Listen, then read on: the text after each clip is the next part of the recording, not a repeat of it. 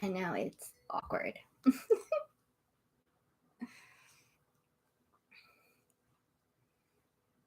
Hi, random person here. It's always so awkward in the beginning waiting for everyone to show up. It's like that kid who's like waiting for everyone to show up to their birthday party and they don't know if everyone's going to actually come to their birthday party. They get all dressed up and nobody shows up for the birthday party. Oh, no, it's another person. Hi.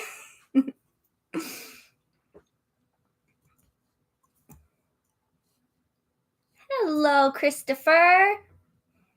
Oh, there's more people. Yay. Okay. Hi. How is everybody? It's been so long. Way too long, honestly. That they can't see anything. How is everybody doing? Everyone enjoying their weekend? I am. I'm happy that I had a 3-day weekend.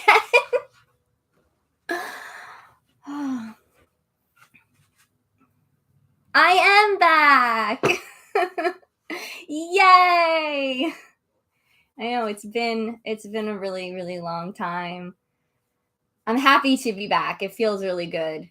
Especially now in my like new mindset. I kind of been going through a bit of a like transformation in terms of like my mindset and my mental health. So it feels better like the person I am now to be here because it's like less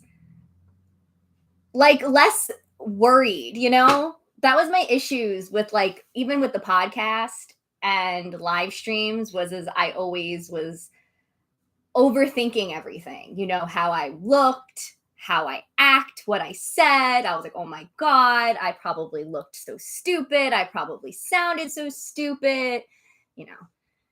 Now I'm just kind of like, I want to hang out with people. I want to talk about the gods. I want to talk about magic. I want to talk about our spiritual lives. I want to, you know, I want to connect with people again. So that's why we're just like chilling right now. You can see my altar kind of in the background. Moo was here. I was so mad. Moo was right here. And then right before I went live, she moved. She knew. Yeah, she knew. So, what is going on with everybody? I can tell you what's been going on with me. Hi. In terms of devotion wise, a lot of things have changed for me with who I'm working with now. I'm working mostly with Artemis, Demeter, and Persephone, which is pretty interesting group. Very intense, but like exactly what I need. It's crazy having Demeter around, considering like I never really thought I'd ever work with Demeter, and I just realized she's, you know, she's the best. Demeter needs more appreciation for sure. I absolutely adore working with her. She's such a mom, but in like the best way possible. And Artemis is just feral. She's just feral and wild and amazing. And then Persephone is hardcore in that she just drags my ass into shadow work whether I like it or not. She's like, no, we're gonna do this, you're gonna face this and you're gonna get through it. And I'm like, no, I don't want to do that. And she goes, no, but you're gonna do that. And I'm like, okay, I guess I don't have a choice. Thanks. Yeah, see, you joined just as mentioned Persephone. That's right. It's funny because I had a really strong relationship with Persephone like years back. It was she was the deity I began working with after Aphrodite. Because for the longest time it was just me and Aphrodite, and then I decided to add Persephone, and then all of a sudden like Persephone was gone, and it's been a while. And then she came back probably because I started working with Demeter and even Artemis too, because the three of them are actually very connected in a lot of mythology. Their stories where like Artemis was with Persephone when Persephone got kidnapped by Hades. I think there's also, I've heard, I don't know how accurate it is, so take it if it's what I've heard. And the source that I heard it from is very, I find, I know to be very reliable, but still, that Artemis was kind of actually part of Demeter and Persephone's family. Like Artemis was seen as like a daughter of Demeter before she was the daughter of Leto. So, which I actually could see that considering Artemis's attachment to, you know, the wilderness and animals, and Demeter being all about agriculture and food and all that kind of goes together. So, but yeah, the three, and also they're all, in my mind at least, have a connection to witchcraft. So it works in that way. Hi. But yeah, so that's like what I've been focusing on, is the three of them. And also I began working with my ancestors since Samhain.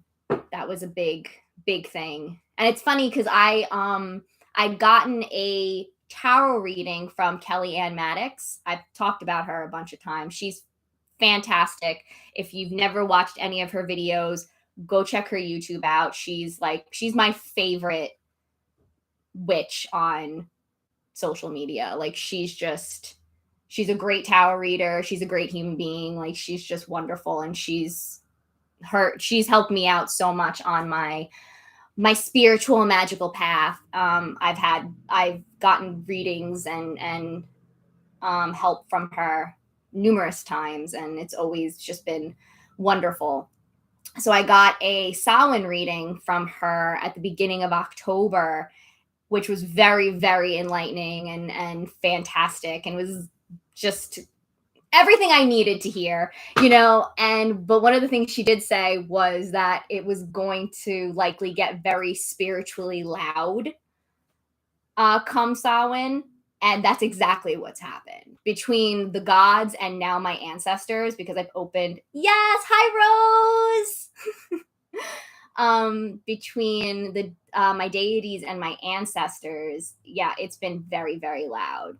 Because I wasn't expecting to really hear from my ancestors. I kind of expected that I was just going to be going through the motions and just kind of having to have faith that they were listening, and that eventually, you know, kind of like how it was. Well, with my deities, I did kind of sense them, but the way I communicate with them now is very different from the beginning.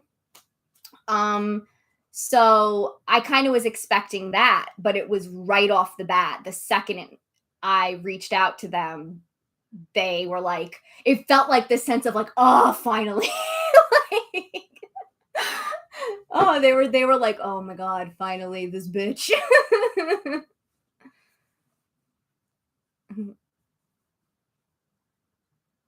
How I started with working with my ancestors is I'm actually doing it very like slowly, and not, this is a big thing actually I'm trying to do with everything in terms of like my devotion, my witchcraft, and honoring my ancestors, is not to get so hung up on like it has to be done this way. Like just show up and do something.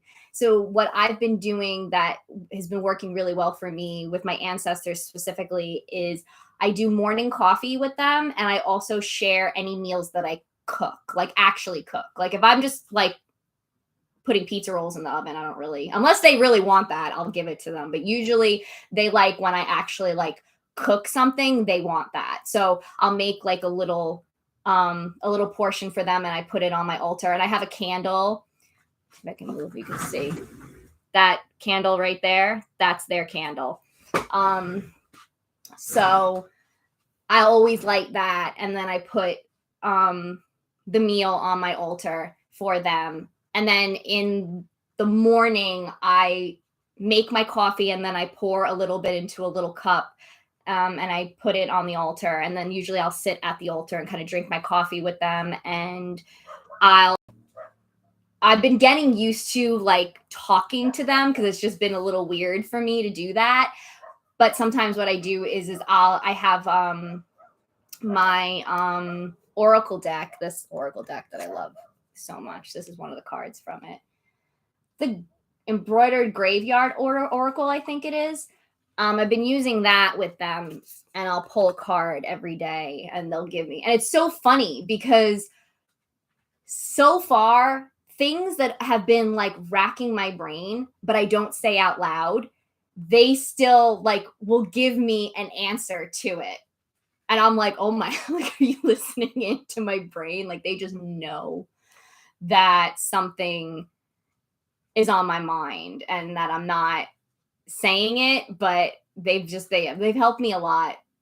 Hi, Juliet. Oh, yeah. And one of the things I know, one of the, at least my hangups with reaching out to my ancestors, which I think is a big one for probably a lot of you also, is the whole issues around not wanting to work with certain ones, whether it be like in my case, it was I didn't want to work with my Catholic ancestors, which a gigantic chunk of my, as being both Italian and Irish, there's Catholicism is very much part of my ancestry, but I didn't want to interact with those ancestors because I was getting some of you might know that I try to work with like Mary and Jesus specifically in order to connect with my ancestry.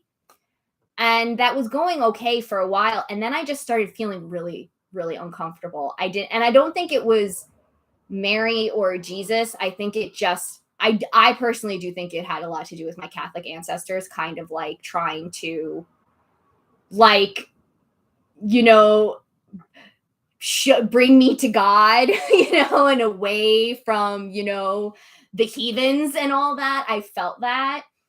So I kind of like was like, I can't do this anymore. So I'm like kind of steering away from those ancestors. So when I reached out on Samhain, I said specifically who I was reaching out to. I wanted to reach out to my pagan ancestors because I know I have them. We all pretty much do.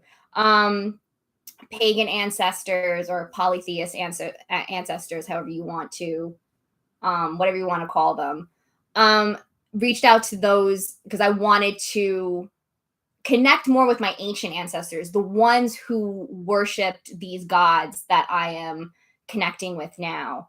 And I also asked for my queer ancestors, considering I'm queer, and we all have queer ancestors. So I was like, I want to work with those. Like, I wanted to work with ancestors that are like me.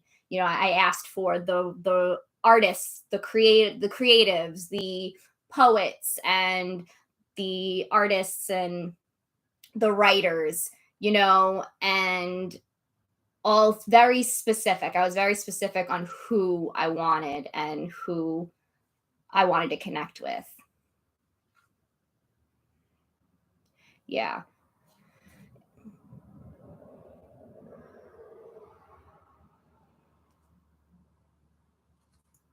Yeah, I really really recommend that if you're worried about like certain ancestors coming through when you reach out, just be very specific on who you want. Like, and that's been helping me out because it's been, I know, like I can feel it's the ancestors I reached out to are the ones that are reaching back out. Like, I don't feel that sense of you need to turn to God, you need to find Jesus. I don't feel that. I feel much more like it feels more like a kinship, like these are because actually one of the experiences I had was I was doing my whole overthinking thing, and I was sitting at the altar having coffee with my ancestors, And there was something on my mind that I wasn't saying to them, but it was like really just stuck in my brain. And I was sitting there at my altar and I couldn't cleanse myself of that. And I pulled cards, but they didn't really touch on what what was on my brain. And then I felt this nagging, like, pull another card, pull another card, pull another card, pull another card. And so that I just pulled the top card. And the top card actually from the deck was the Morgan. And I read like what that card was supposed to be. And it was exactly what I needed to hear with the situation I was in. And I knew immediately that was my Irish ancestors who worked with and worshipped the Morgan, who worked with those deities, not the Catholic ones, but the ones who knew the Morgan, So that was a big moment. I actually started crying, because that side of me I'm still learning about, because I was much more raised in with the Italian American side. So I know, and considering my interests in ancient Mediterranean history, I know a lot more about that than I do about Ireland, and specifically ancient Ireland and its gods. So that was nice to kind of know that they're there and they're going to help guide me. That was something else I had asked them. I asked them to, if they wanted me to know more about who they were to help guide me towards that, So, and I had actually asked before that moment. And so I think that was kind of them saying, oh, we're here.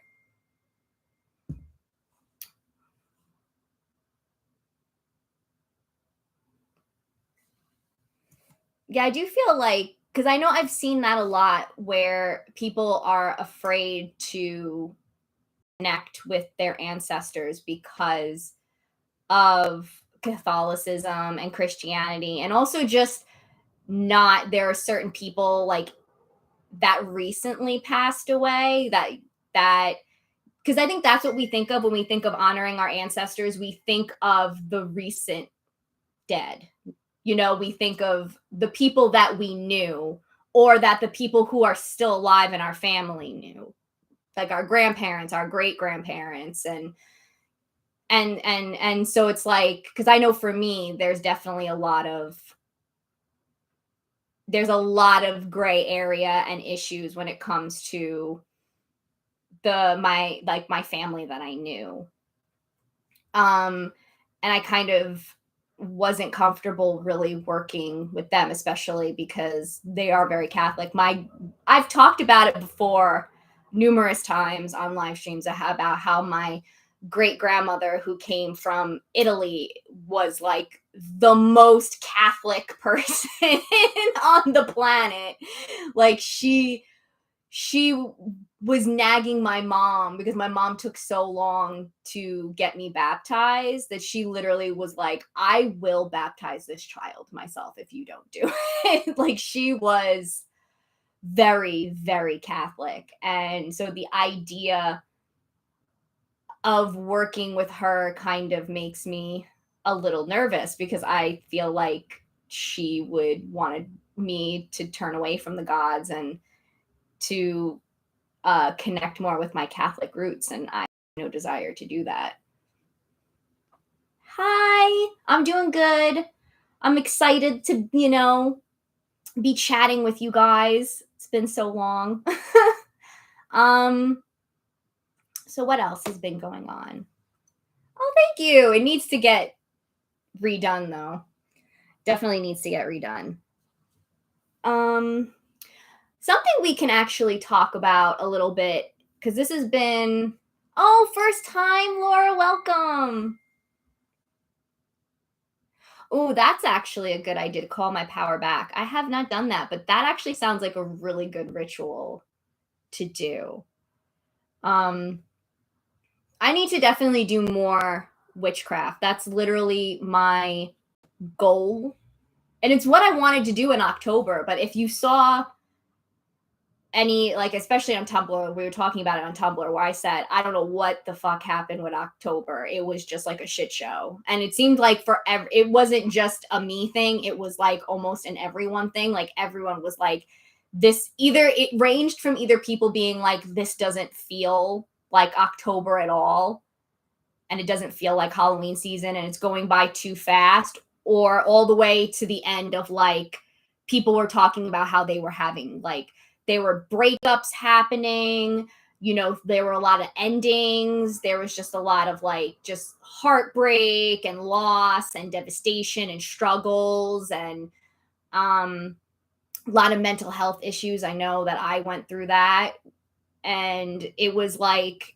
intense. So yeah, October didn't go exactly the way that I planned it to go, but I made do. I made do. I was able to reach out to my ancestors on Samhain, which was ultimately what I wanted, but I was kind of hoping to do, and I did get my altar up, so that's nice. But I didn't get to do my Artemis costume. I was so sad that all these boxes right here, that's literally for my Artemis costume. So it's going to happen eventually. I wanted to do it for Halloween, but we'll do it one day.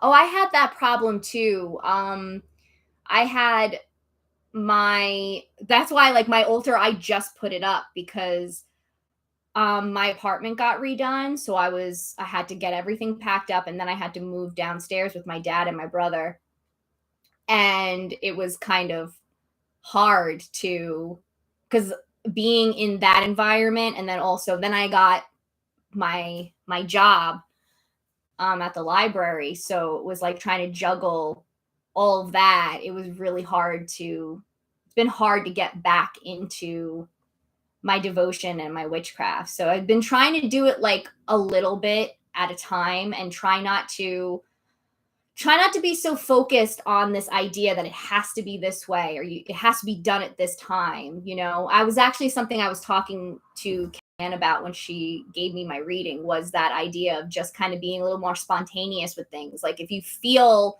like you want to do something, then go sit at the altar and just do something. Like you don't necessarily have to have it all planned out. And that's what I've been trying to do. Like sometimes I'll just sit at my altar and I just kind of let my instincts guide what I do and just go with that. Or even just something, just sitting at the altar. I'm just getting in the habit of just sitting there and really taking in how it makes me feel and how I do enjoy it. And I think that's why I've been doing really well with connecting with my ancestors, is because that whole morning coffee is slowly becoming part of my morning routine and something I actually look forward to. When I go to bed at night, I get really excited thinking, oh, I can't wait to go sit at my altar with, my coffee and all that. Like I get really excited about it. So yeah, my advice is to just do little things, do little things that you can do, and just kind of take stock of how it makes you feel, so you can remember, like, I enjoy doing this, so then maybe you'll like look forward to it more. Oh, thank you. I love Artemis. She's so cool, and as I love to call her feral, because this is my favorite word for her, because she's so feral. The library, oh my god. Okay, so I like working at a library. I like the work I do. But let me tell you, the drama that goes on is beyond. You would think, oh, it's a library. It's going to be nice and quiet and peaceful. No, no. Maybe other libraries, not this one. This one is like drama galore, because there's just, I don't know, there's just a lot of people who need to check themselves. Like, so yeah, that's been another kind of part of everything that's been going on, is because that job, while I enjoy it, like I enjoy working in a library and I enjoy the work I do, the atmosphere can be very exhausting and draining, especially because I do a lot, probably more than I should, but I do a lot. But that's just me. I've always been like that.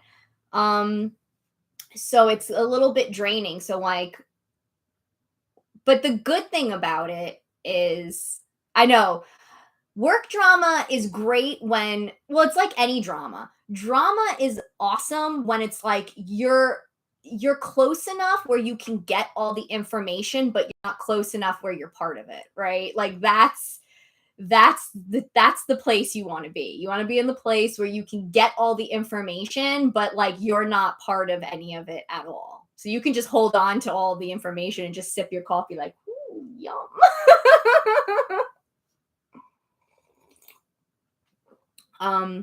But the good thing about that job is that it's, and I do think one of the reasons I'm there is because it's been helping me kind of face a lot of things that I haven't been facing with myself, like in terms of my own conditioning, my own trauma, my own shadow, my own, all the things that basically it's like it's been shadow work. That's kind of, it's forcing me to have to deal with things because as I think it's natural, especially if you're like me, you kind of like run away from certain things, like when something got too uncomfortable, I may be like, okay, I'm going to put that aside and I'm going to ignore it, you know, that's how I used to cope with a lot of things where I'd be like, okay, this is too much. Now I'm going to hibernate, or I'm not going to go out, or I'm not going to interact with anyone, or I'm not going to do. But when you're working full time, you can't do that. You have to go to work. You have to go to work and you have to deal with certain situations. You have to talk to certain people. You have to interact. You can't hide under the covers until you feel better. You kind of have to, it's been forcing me to have to really learn how to cope with things in a healthy, effective way. And to also really take a long look at not just where I've come from, but where I still need to go. Because there's a lot of things that I think I thought I had a better handle on, which I really didn't. So, and also looking at, and I wanted to share this because this may be something that some of you might need to hear or be helpful for you guys, because it was kind of a blowing thing for me, which was like looking at my trauma as not, because I think I was looking at it almost like it was a very shallow wound that you just kind of had to, you put a band-aid on, you stitch it up, and you leave it alone, and then that's it. It'll heal. And it's like once you become aware of it and then you do something, then okay, it's all better now, which is not how that works. Trauma is much more like a mental illness in terms of that they don't really ever go away. You just kind of learn how to manage it. And with trauma is a little different because it does, when you actually go through the healing process, it does get better. But you kind of have to, at least in my case, I have to acknowledge that it's there and that it informs a lot of my behavior and my reactions to things. So, for example, the big thing for me was I'm a people pleaser. I have that's from my childhood where I've learned that I have to, please people. And if they're upset with me, then that's not good. And I go into panic mode if they're not happy. I used to kind of think where that line ended was with people I knew. Like I was only like that with my family and my close friends, and that everybody else, that didn't come into play. No, it does. And I learned by working full time that even complete strangers when I'm working the front desk, it's circulation. If they're not happy, like my immediate reaction is to give them whatever they want, even though I can't do that. And I start panicking because I'm like, oh my God, I don't want them to yell at me. I don't want them to get mad at me. And I realized I was having, like, that was my anxiety around working with the public. And you would think I would have known that because I've worked in customer service for so long. But the thing is I worked part-time. So it was a little easier. I worked part-time, and also I had my managers where I could literally just call them up and they would deal with it. In the situation I'm in now, I'm actually the one that deals with things because I'm a full-timer. So I'm the one that has to deal with things, which sucks and I hate it. But it's been forcing me to really look at like how deep this all goes, where I'm like, oh, I'm a people pleaser with everybody. That's not good, you know? So it's been a lot of that. Yeah, real talk. Again, real talk here. Yeah, people really do take a lot of energy from me. So it's been like having to really be aware of the way people affect me, and not have immediate responses, kind of taking letting myself have a minute to kind of like, okay, what's happening here, like what my instinct is to tell me to do this, but is that instinct being informed by my trauma, or how do I really want to respond in this situation? But honestly, being aware has been enough where I've actually already been making big improvements in that department, specifically at work, where I'm a lot more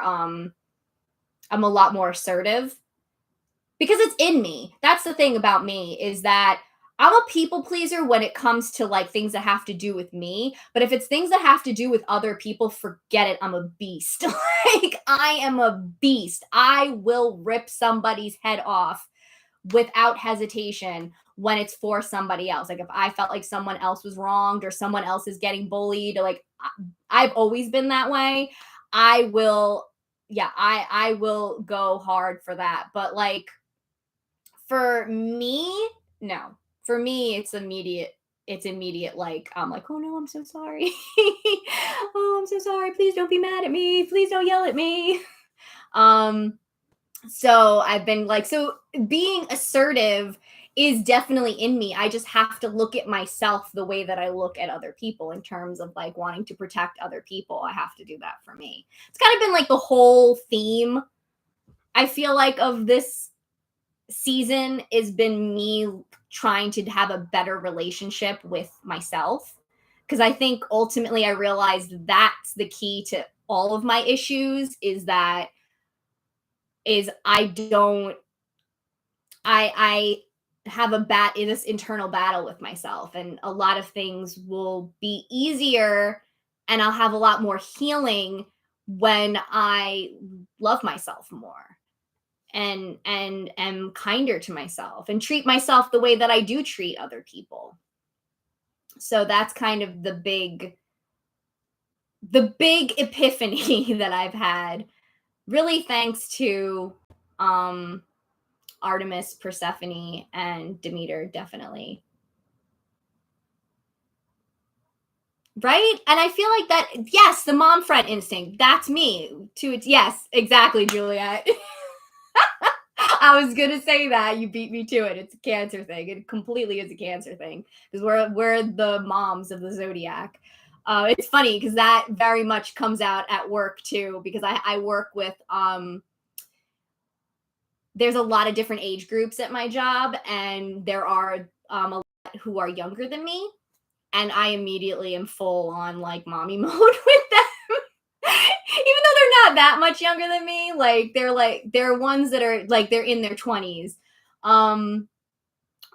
But then there are some that are teenagers, are pages who are teenagers, and I get into like full like big sister mommy mode, like, you need anything? You got some? Look, I got this for you. I have literally like my drawer, like people know they can go in there, and like I have like snacks, I have ibuprofen, I have like anything you could need. I have band-aids, like I got everything you could need in there. I got tea. I'm always like, do you need tea?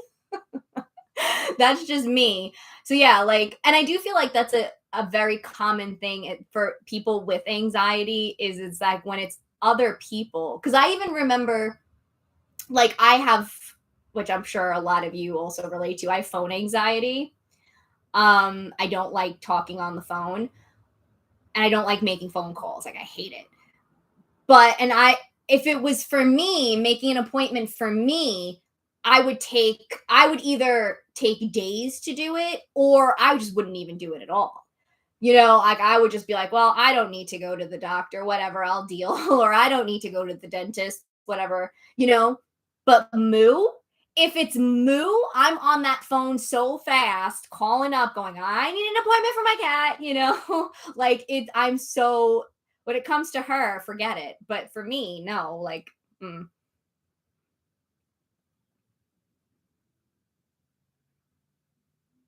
Yeah, right? That's literally me. I'm so like, I'm here for you if you need anything. Like, and it's actually gotten to the point that a lot of them do text me. They'll text me for things like just to talk or to. And I'm like, I really have become like the mom, big sister of. Even my one of my coworkers says, "Yeah, Jessie's my big sister," and I was just like, "Oh, it makes me so happy." But yeah, that's just like natural to me. And it's funny, even my friends joke because when we go into the city together, I really am the mom friend that like whenever we cross like a busy street walk, I'm always like, once we get to the other side, I'm counting, make sure everybody made it. I'm like, okay, you did. And then it got to the point where they wouldn't even, they knew what I was gonna do. So they would, before I even started, they would be like, I'm here, Jess. I'm here. Like they did like roll call. That's just how I am. Oh, see, you're a Cancer, Missy. It's the Cancer signs, man. And we are the parents or the nurturers. That's the better word. The nurturers of the zodiac. Has everyone gone potty before? Yeah, right. Oh my god, it really is. Do you need to? I know that's literally me too. I'm always this.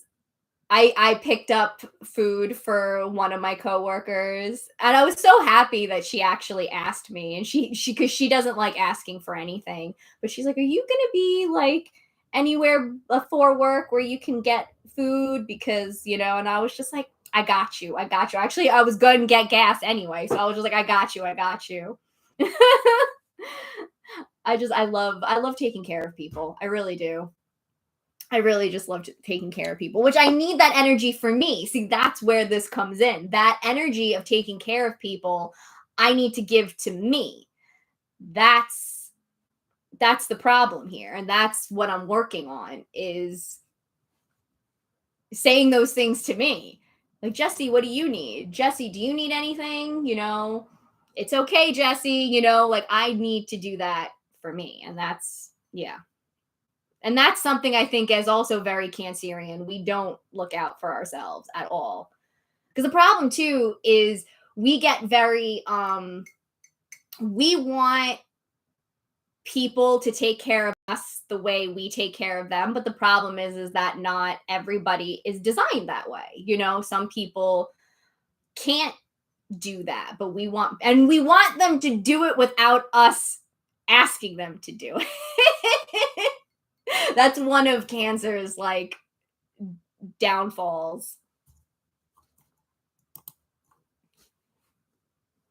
Hello, Angela. Right? Us Cancer crabs, man. Yes, Aphrodite is absolutely 100%. She's just like, yes, let's go. Self love, self care. Let's do this.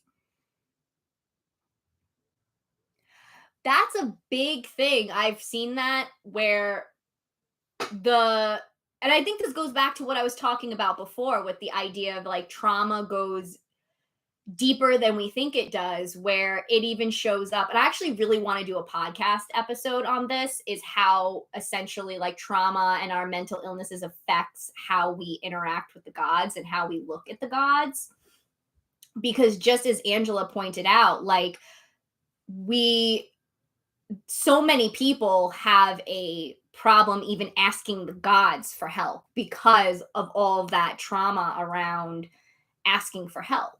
Thinking, I get so many questions about this where it's, people think they're a burden, even to the gods. They think they're a burden, or that their problems aren't big enough or valid enough to bring it to the gods, that they're wasting the gods time, that the gods could be, they're too busy working with people who need their help more.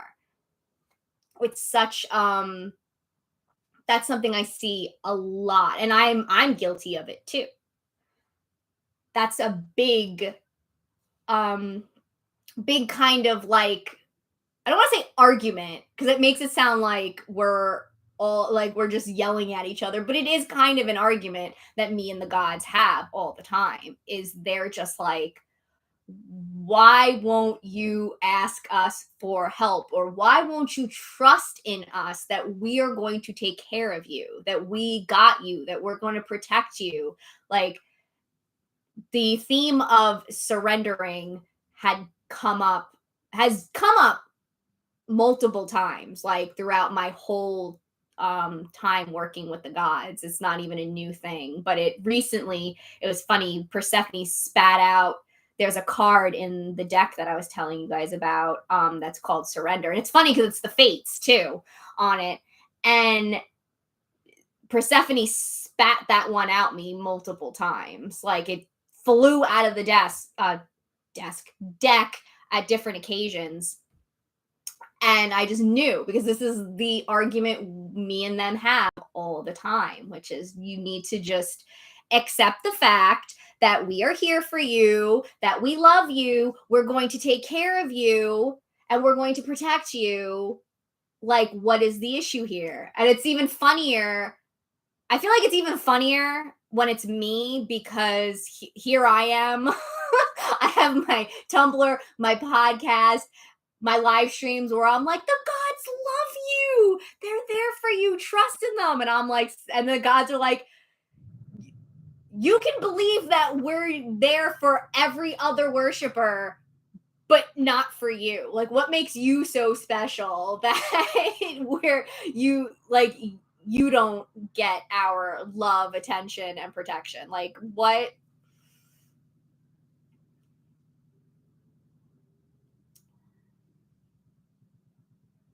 So I know Juliet, no.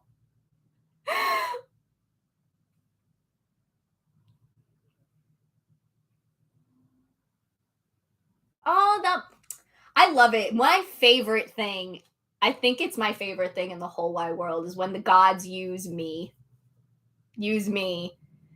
to like send out messages or whatever to you guys. That is my favorite. I will never get over that.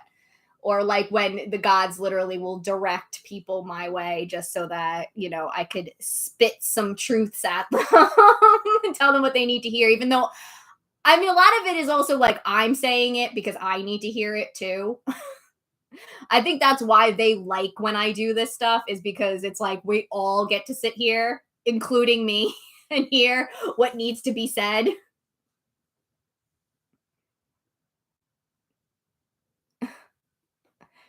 Yeah, they're like, this needs to be said. You all need to love yourselves and understand that we love you. You are worthy. Get over it. It's like, but are you sure? Like, I'm telling you, I'm constantly getting yelled at about this. Constantly. Especially from Apollo and Artemis. They're always the ones yelling at me. I know Aphrodite is. I miss Aphrodite. I have not interacted with Aphrodite in so long, and it's super, super sad because that's my girl. But like she is the best because she really will just like shower you in the most warm and comforting affection and love you've ever felt in your life. Like she will make you feel like you are just worthy of everything. And she is. I adore Aphrodite. Aphrodite's the one that has I put her in my bedroom. Like she has her own altar in my bedroom, and because even when I'm not directly working with her, like she will always be a part of my life because she's so incredibly important to me for so many reasons. So I will always have space for Aphrodite. Doesn't matter if I never interact with her again, which I know that's not going to happen. I know she's going to show up she'll probably show up sometime soon, honestly. But I will always make space for Aphrodite because she's such a light. She really is.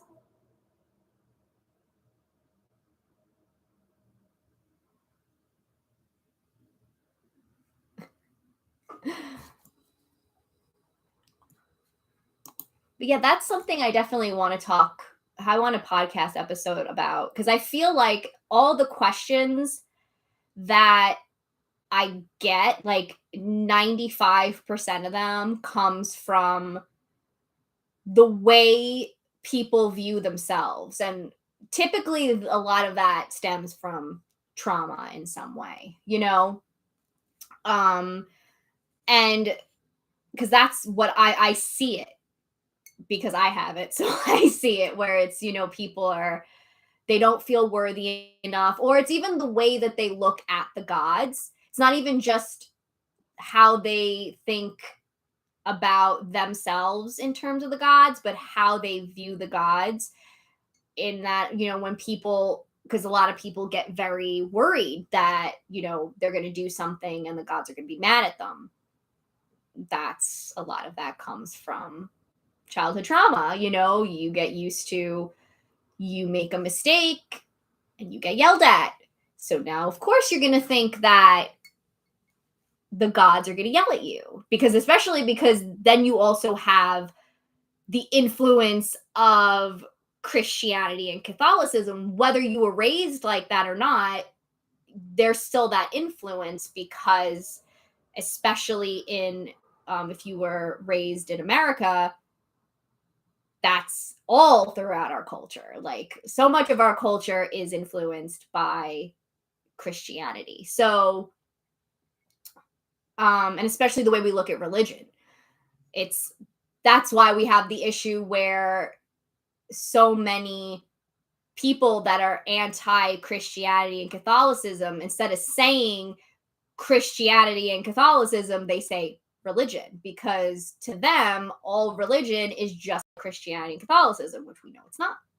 There's so many other belief systems out there that are nothing like Christianity and Catholicism. So when you take both of those things together, of course, you're going to kind of have like this difficulty connecting with the gods because you first have this idea that they're impatient and they're demanding and that they're not understanding that there are these high powerful beings that are going to look down on you, that they're going to judge you, because that's a big thing we grew up with the idea that God judges us. And then you add on your own personal trauma to it of feeling like, nobody gave you understanding and space to make mistakes. You never, or people you didn't feel that sense of like it was okay to try and fail.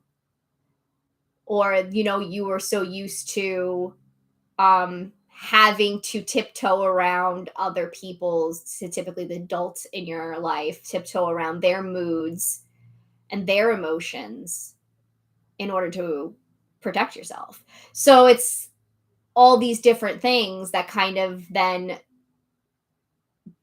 filter in and influence how you connect with the gods.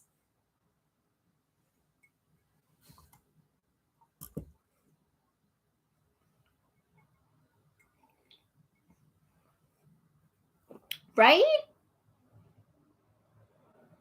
Yes. Preach, Angela, preach. One of the biggest breakthroughs I ever had in therapy was when my therapist told me thoughts are just thoughts. That is all they are. They are not facts. They are not truths. They are thoughts. And you are able to interact with them however way you wish. You can have a conversation with them. You can discard them completely. You can embrace them. You can accept them. You have control over what you do with those thoughts. But just because you think it doesn't now mean it is. You know? It's just a thought. And I think that was such a profound, even though it's so simple and kind of so obvious, it was so profound to me because I had been living in this idea that the things that my brain was telling me had to be true because my brain is telling me that they're true, you know? So, and the problem I know for me, and it's probably similar for you guys, is my brain's a jackass. My brain's a bully. I call it the bully brain. My brain's a bully. So I kind of have to consider the source now when certain things come into my head that are very negative. I have to consider the source. Be like, oh, well, this is the bully brain talking. So, all right, we're not going to listen. We're not going to listen to him because he's a bully brain. That's another thing too, is often we are projecting those thoughts and those ideas that we have of ourselves because they were other people made us to feel that that was who we are, or you know, that was our truth. We project that onto the gods. So for instance, like if your parent made you feel like you were a burden when you shared things that bothered you,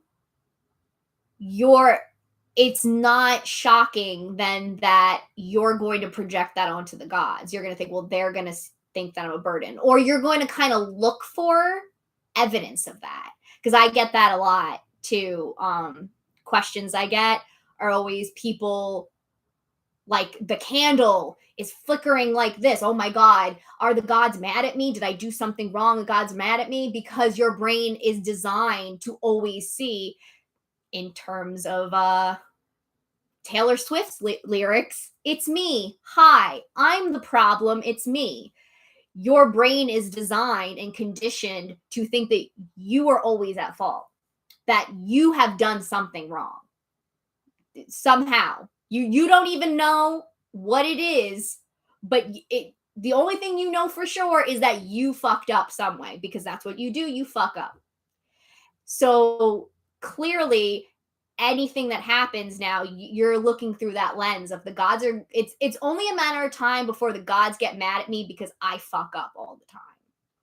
So it's like always have to be aware of your own mindset. I think it's really why a lot of things within our community are linked, like within the spiritual community as a whole are linked, because in order to really, I think, be a witch or practice magic and to worship the gods, you do kind of have to have a sense of self-awareness. You have to understand the ways in which your brain works and the conditioning you've gone through, trauma, so that you can see the influences, you know, because that happens.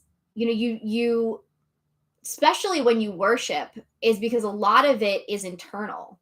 It's not really a full on external thing, even though a lot of us think it's that way, because people are so focused on wanting to see external signs or external improvements.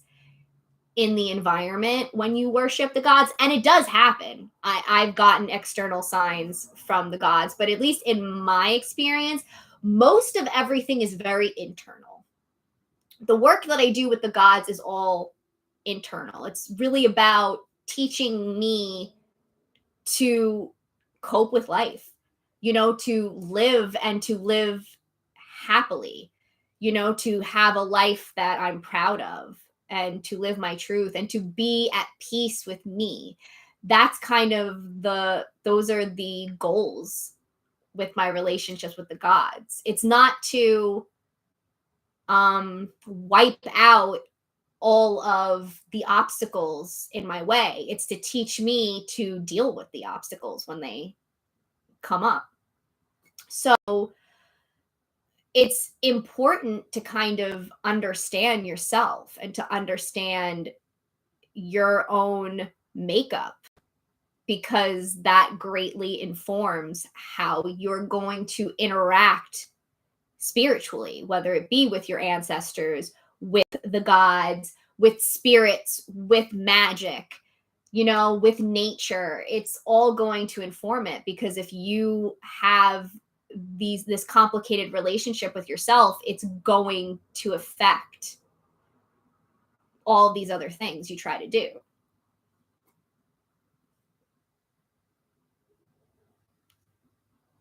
I love tea parties. Well, clearly.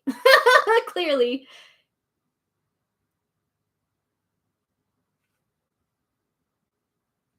I do. Oh, you're very welcome, Angela, and I'm really happy that that helped you, cuz I do think it is nice to like just spend some time with the gods. That's why I love devotional acts, because it is kind of like spending time with them, doing an activity you both enjoy doing together. So sometimes it is just nice to take in their energy and to be reminded that they're there, you know? Hi, Melanie. Yeah, I do think I've definitely um touched on it, because it is very important, because it's very important in my worship of the gods, because once I started really dedicating myself to them, that's when a lot of the healing for me began. And it just kind of was naturally progressed that way. And even more now, I'm starting to realize that that's for me, that's my relationship with them. And I think it kind of makes sense, because I used to always feel very what's the word? I used to feel very different with the community, because it always, a lot of the community was very focused on um kind of more reconstructionism, where it was just kind of building it to how the ancient Greeks have it, which is fine, you know. But for me, I'm much more in that realm of having these relationships with the gods in a way that helps with self-improvement and growth and healing, you know, taking in those energies and that guidance. And that's why you work with certain gods, because it's like certain areas. And also, like, the way I work with them is a kind of different, I feel like, than a lot of people, because I think a lot of people, but I feel like a lot of people don't know you can do it the way I do it, where um a lot of people kind of like stick with, like, they either stick with like only one or two, maybe three gods, and it's like those are their gods and they always work with, or it's like they want to work with more, but then they get overwhelmed, because then they think, well, I have these other gods that I have to work with, because so then they start getting overwhelmed, like, look at all these gods that I'm working with. Where then you have me, and I think I confuse a lot of people, because it's always like, okay, now I'm working with this god, now I'm working with this one, now, like, and it's because the way I work with them, again, it's all about self-improvement and growth, and there are different things that come up, and they essentially show up and they say, okay, we're going to work on this now, you know. But And some other gods will leave. Like I said, I haven't interacted with Aphrodite in a while. I still have space for her and I still honor her in my own ways, but I don't directly interact with her anymore. But I don't feel bad about that. And I know that because this is the way that it needs to be. And even Apollo, like you all know, me and Apollo, like attached at the hip. Me and my golden prince are attached at the hip. Well, he showed up to yell at me the other day. But other than that, I haven't really interacted with him at all. It's been Artemis, Demeter, and Persephone. And that's been because that's what I need right now. But I kind of like it this way because I get to interact with different gods all the time, which is what I really want. I want to like meet as many as I can. But it doesn't I used to feel guilty like I was dropping relationships that were important to me, but I realized that that wasn't what was happening, that it was designed this way. Like they're in on it too. You know, they knew because Apollo was very clear like, "Oh no, this is how it needs to be." Like, you know, and they know that I think that's one of the reasons I also like doing the podcast and having my Tumblr and doing this is because I get to honor gods that I don't work with so they know I still admire them greatly. Like my favorite podcast episode is probably it's a mix. I love Aries and Hephaestus because I don't really work with the two of them. I have like interacted with them, but I don't like really work with them. And to have people say that those episodes help them begin relationships with those gods means a lot to me. So I feel like in a way I honor the gods through that. And also in little ways, you know, because you can do that. You don't necessarily have to have a whole altar or shrine built up and give offerings routinely in order to kind of show your love and appreciation for a god. I feel like I do in a lot of ways just by gushing about them or like helping people understand them more, or even just in my daily life doing certain things. Like with Hephaestus, I always think about him in terms of my creative life. And because I don't like making promises to gods, but funny enough, he's one that I actually made a promise to, even though I don't really work with him, but I just love him so much that how could I say no to him? How could I? But it was all about living a creative life. He told me, he says, I want you to promise me that when you get your new place, that you're going to turn it into, you know, a place where you can create and you're going to make that a priority. And I said, absolutely. And I think about that a lot. It's funny, even Apollo brought that up to me. He was like, you know, you're not keeping your promise to Hephaestus, right? And I was just like, why are you calling me out? Rude. But I think about that. So whenever I create and get into that mode, I think of him and I feel like I honor him through that. Even if I don't directly say it and I don't like go through the whole like bells and whistles of lighting a candle and saying a prayer or whatever, I do feel like I honor him in that way.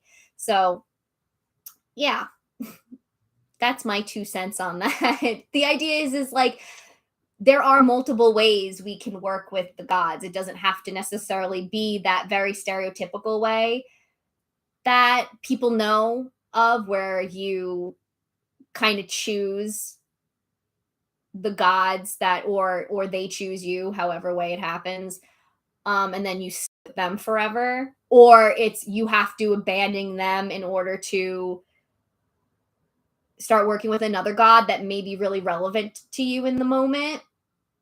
Like there's a infinite number of ways that you can go about doing it. Like you can also do things seasonally where for me that's my relationship with Persephone has always been very seasonal. Like I don't really, and I don't know if it's going to change now that I have Demeter around, but I've never really worked with her much in the spring or summer. It's always been, and it's actually don't really even work with her that much in the winter. It's very much a fall thing with Persephone.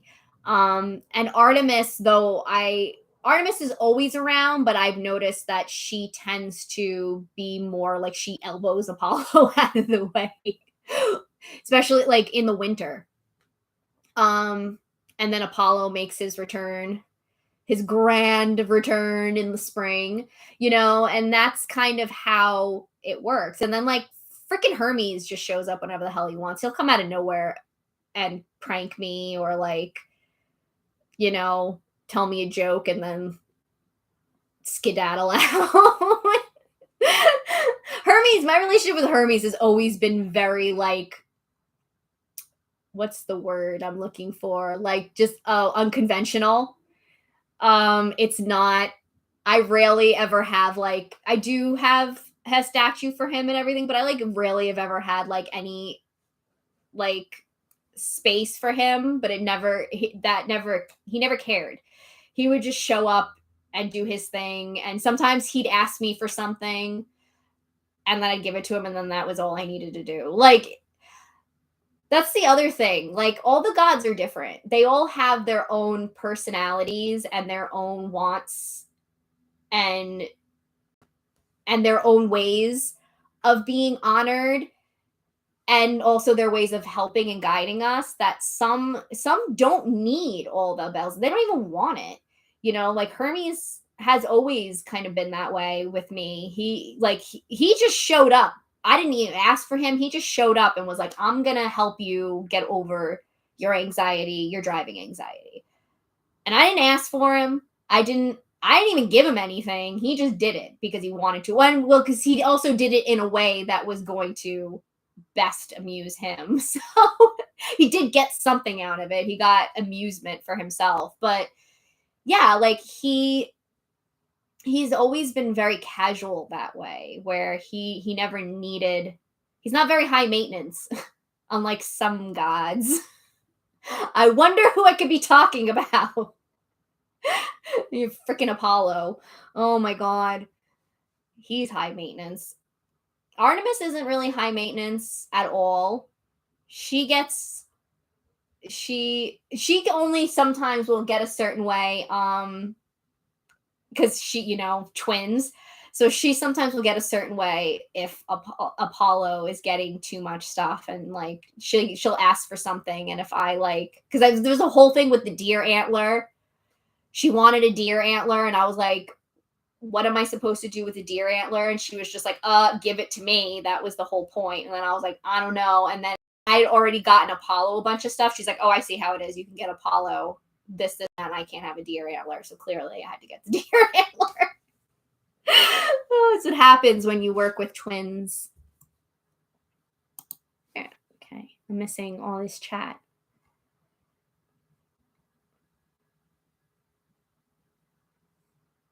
Oh my god, that definitely seems like a Hermes thing. Oh my god, wanting a McDonald's Happy Meal toy? Hell yeah, that is Hermes. He would want the whole Happy Meal, but make sure he also gets the toy. Yeah. Yeah, Hermes is the best. I call him my laughter, because he always makes me laugh.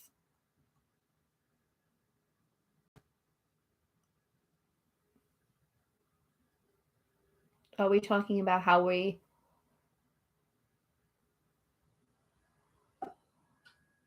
Oh, we're talking about terms now.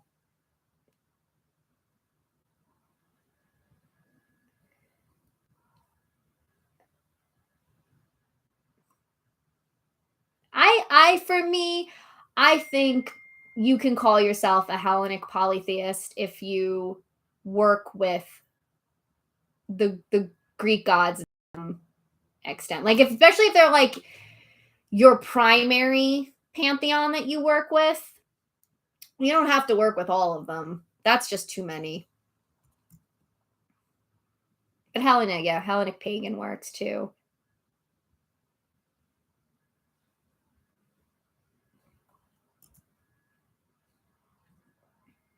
I call myself a Hellenic polytheist, even though I've been like venturing outside of the Greek pantheon.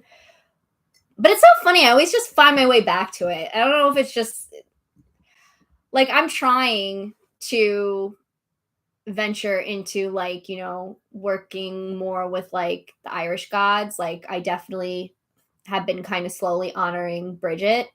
Um I'm kind of terrified of the Morgan, not gonna lie. Not gonna lie, a little terrified. Just a little bit scared of the Morgan. Um, but I don't know. I don't know if it's just because the Greek gods are also what I'm used to, because I grew up learning about them, so I don't know.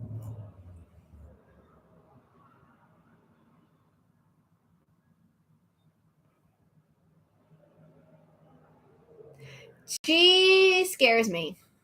Yeah.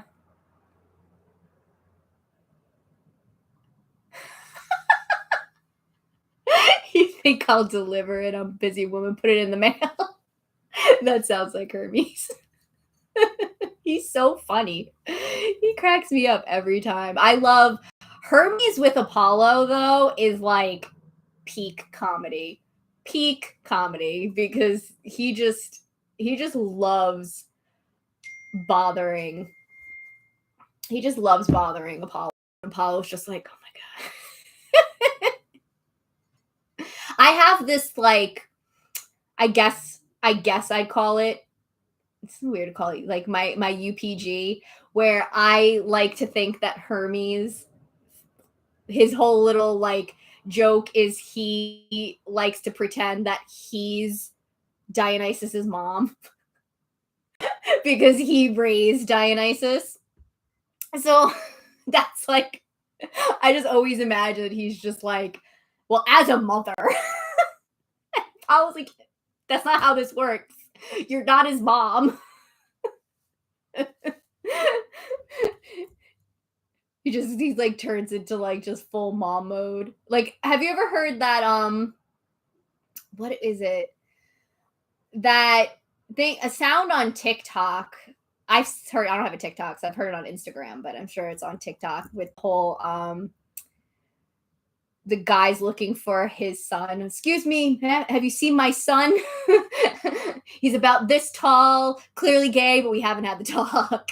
And he says, the mother, oh yeah, the mother, what is it? The mother instinct is kicking in. Debbie! Just every time I hear that, I think of Hermes looking for Dionysus.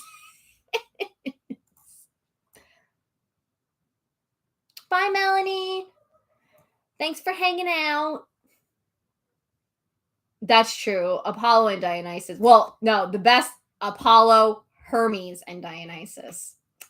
That's hilarious because it literally, at least in because I know a lot of people have a different view of Apollo than I do. The Apollo that I work with is not, he's much more like in a comedy trio. He's which is hilarious to call him the straight man because he's like so gay, but he's the straight man. So he would be like the one with the look like, are you kidding me? Where it's like the two of them are up to no good and with their antics and everything.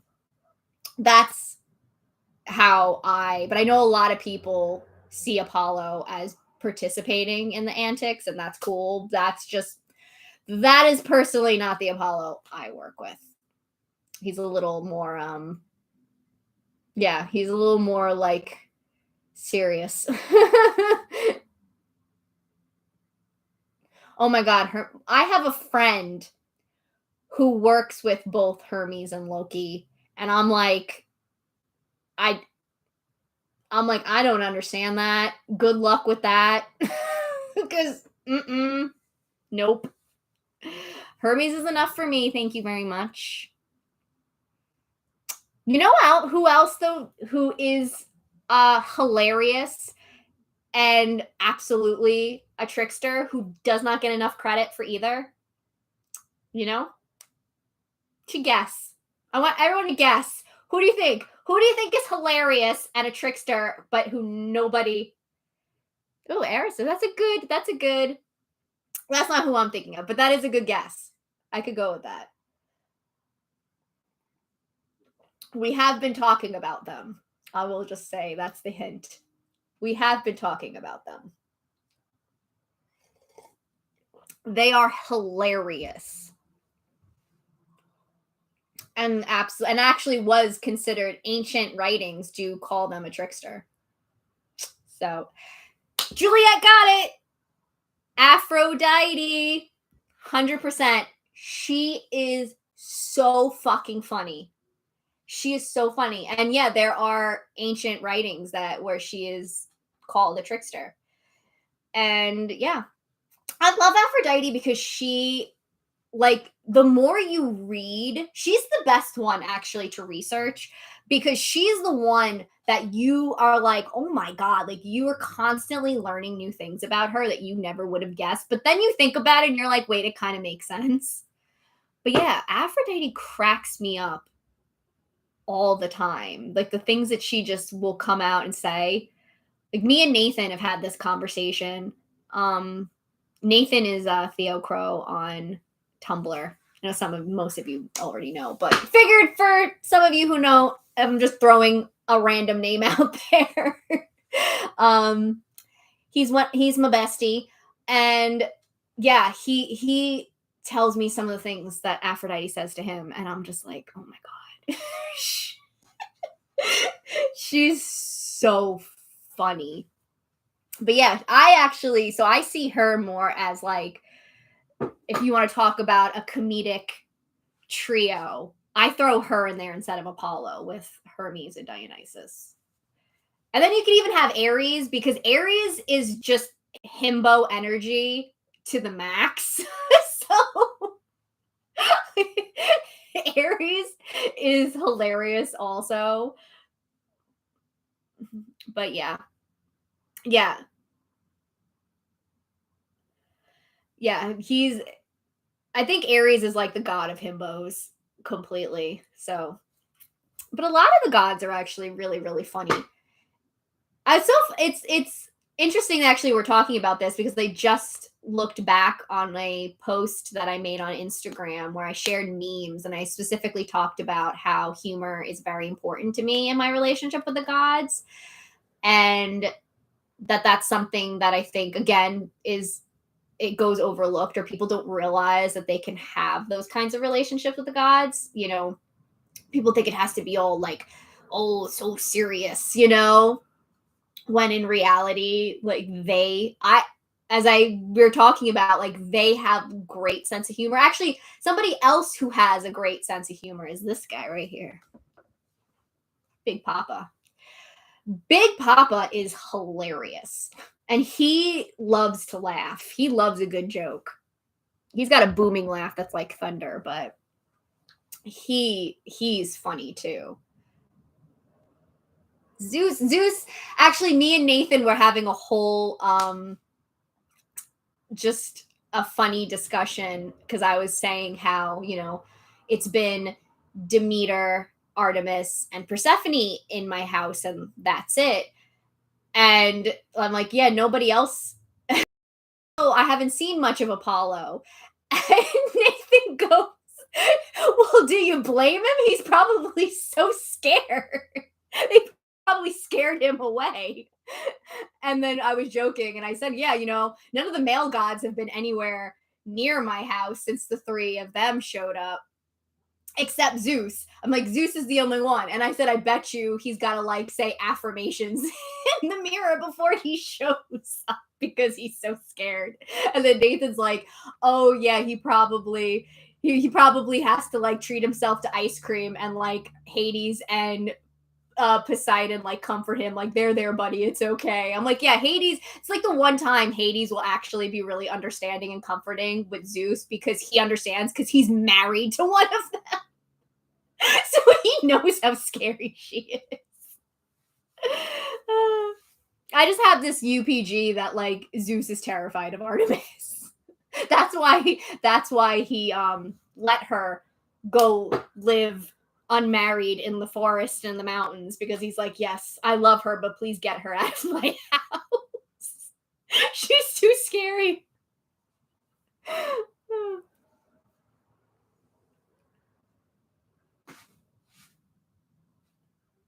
Zeus is amazing. I love Zeus so much.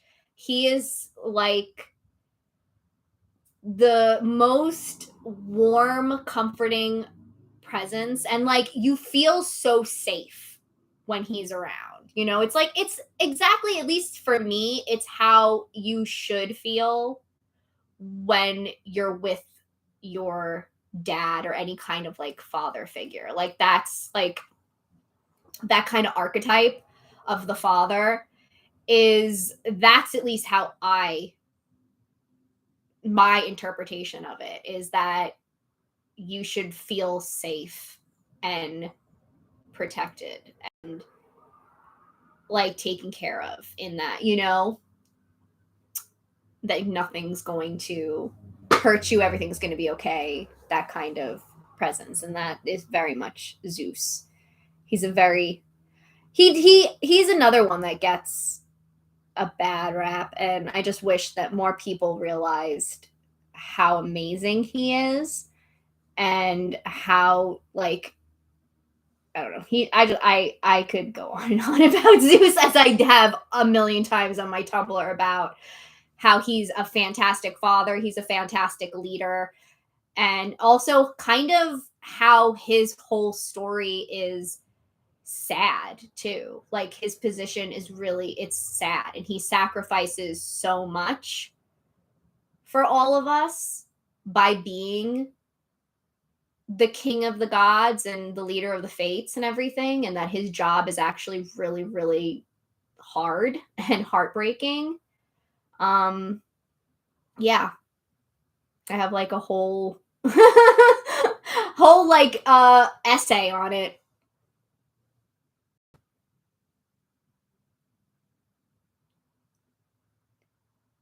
Yeah, oh, it's that's actually one of my favorite stories, the Artemis and Zeus, that she just as this kid, she knew exactly what she wanted, and she said to him, "This is what I want." And he said, "Okay." And it's to me, I actually think it's a story that more people need to pay attention to, especially when thinking about Zeus, cuz everyone focuses so much on like the stories that involve, you know, him with other women and kind of see him as this, you know, misogynist or this predator. And but then nobody looks at that story where his daughter is saying, like basically saying, I want to be unconventional, and I don't want to do any of the things that I'm supposed to do as a woman. You know, I don't want to play this gender role that's going to be forced on me. And he says, okay. He doesn't argue with her. He doesn't, and he just says, okay. And he grants her that, you know, he lets her be who she is. And it's the same thing with Athena, too, when you think about it, even though there's no actual story.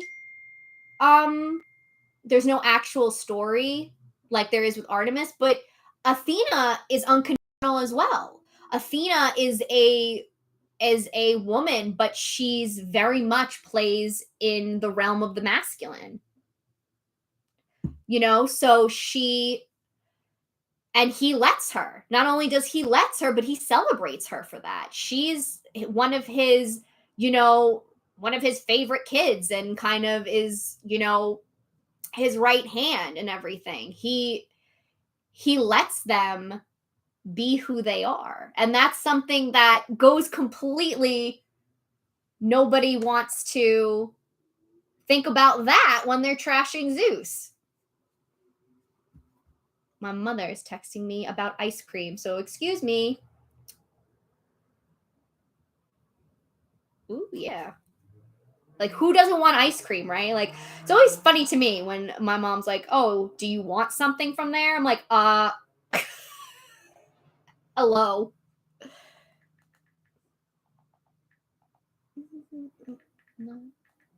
But yeah, so that's my rant. Yes, pizza. We all know how I feel about pizza.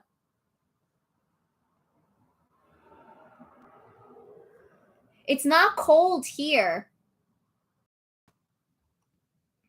It's ridiculous actually. That the weather has been ridiculous. It goes from like freezing cold to hot I don't know what to do. Moose fur doesn't know what to do.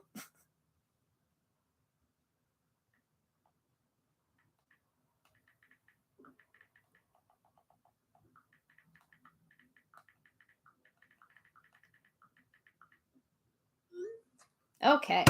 So what are we talking about? It was snowing. Oh my god. Freaking climate change, man. Yeah. Zeus and Hera.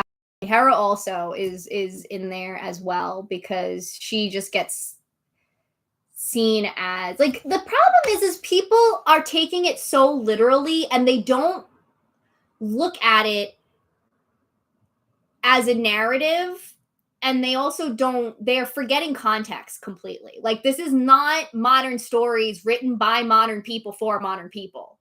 These are ancient stories written by ancient people for ancient people. You know what I mean? So it's like, and there's a narrative that's being structured here that people are missing. Like, the Zeus and Hera dynamic is very, very like profound, in that the whole thing is Zeus is the father of us all, and Zeus is the king of all the gods. So, of course, when you want to have a important, powerful, significant, you know, divine kind of figure in your story to talk about either a land being created or certain things being formed, you're going to want to link it back to Zeus. So it makes sense that Zeus is the one out here having all of these children,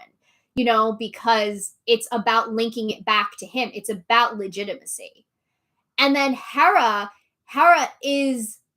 the is the catalyst to turning these children into heroes. You can't have a hero without Hera. Hera is that catalyst that says, okay, I'm going to give you these hardships so that you become great and you get your glory. You know what I mean? Like, that's the whole thing here. And it's like people are missing that. They're just seeing it as if it's like a memory, like it's not a story. It's like somebody just saying, it's like me just telling you a story that happened at work or whatever, and you're like, wow, these people suck. And it's like, well, yeah, because they actually did those things, so they do suck, but this is like a narrative that's being told for a very specific purpose. It's not necessarily completely about who the gods are, or if it is, it's done so to talk about specific aspects of them. It's not, but people want to look at it as, oh, Zeus is a predator and Hera is punishing his victims instead of him. And it's like, I get that is a very important picture for today, but this is not a story made for today. This is a story made for back then. You cannot take the context out of the stories. Oh. I get like real into mythology. That's something I really feel like that's a big thing that's kind of wants me to go back to doing my podcast, is so I could talk about mythology and how people interpret it. And that it's like people want to purposefully interpret it in a way that makes the gods look bad, It just bothers me so much. And it's like, it's interesting too, because you can see so much of our own, trying to think, our own biases and our own conditioning in the way that we interpret mythology and the way that we see the gods. And a perfect example of that is Demeter. I will die on this hill where a lot of the ways people choose to view Demeter shows how we don't value women past a certain age, so the ageism, the way we devalue mothers and how the pressures that we put on mothers over fathers, and just overall misogyny. Like I will die on that hill. That is not to say that it is inherently bad to view this story of, I'm going to say Demeter's story, because it is Demeter's story. It is not the Hades and Persephone myth. It is the hymn to Demeter. Thank you very much. The way it is not inherently wrong to look at that story through a lens of Demeter being overbearing, especially if it's like that's what you grew up with. So you relate to Persephone because you feel like you have an overbearing mother and she's controlling you, or she doesn't want you to grow up. I don't think that is inherently wrong. I think using myth as a way to help deal with and process our own traumas is great. And I think that's one of the purposes, especially now, of mythology. However, the issue comes in is when you don't realize that you are inserting your own narrative onto this narrative. You know what I mean? Most people, what they're doing actually is interpreting the narrative in this way, but seeing it as, no, this is the way that it is, and this is who Demeter is. And that is, to me, that's where the ageism and the misogyny come in. Is, yeah, you're going to look at her that way because we have a view of how mothers are supposed to be, and you feel like she's not acting in that way. There's also the issue with how we view romantic love, and how romantic love is seen as top priority and all other love have to submit to it. So that's another thing. Is, of course, Demeter is going to be the villain in this story because our society wants to always, we're addicted to Disney. So it's all about that happily ever after between a princess and her prince. So, and this is the mother getting in the way of that. How dare you? So clearly she's the villain.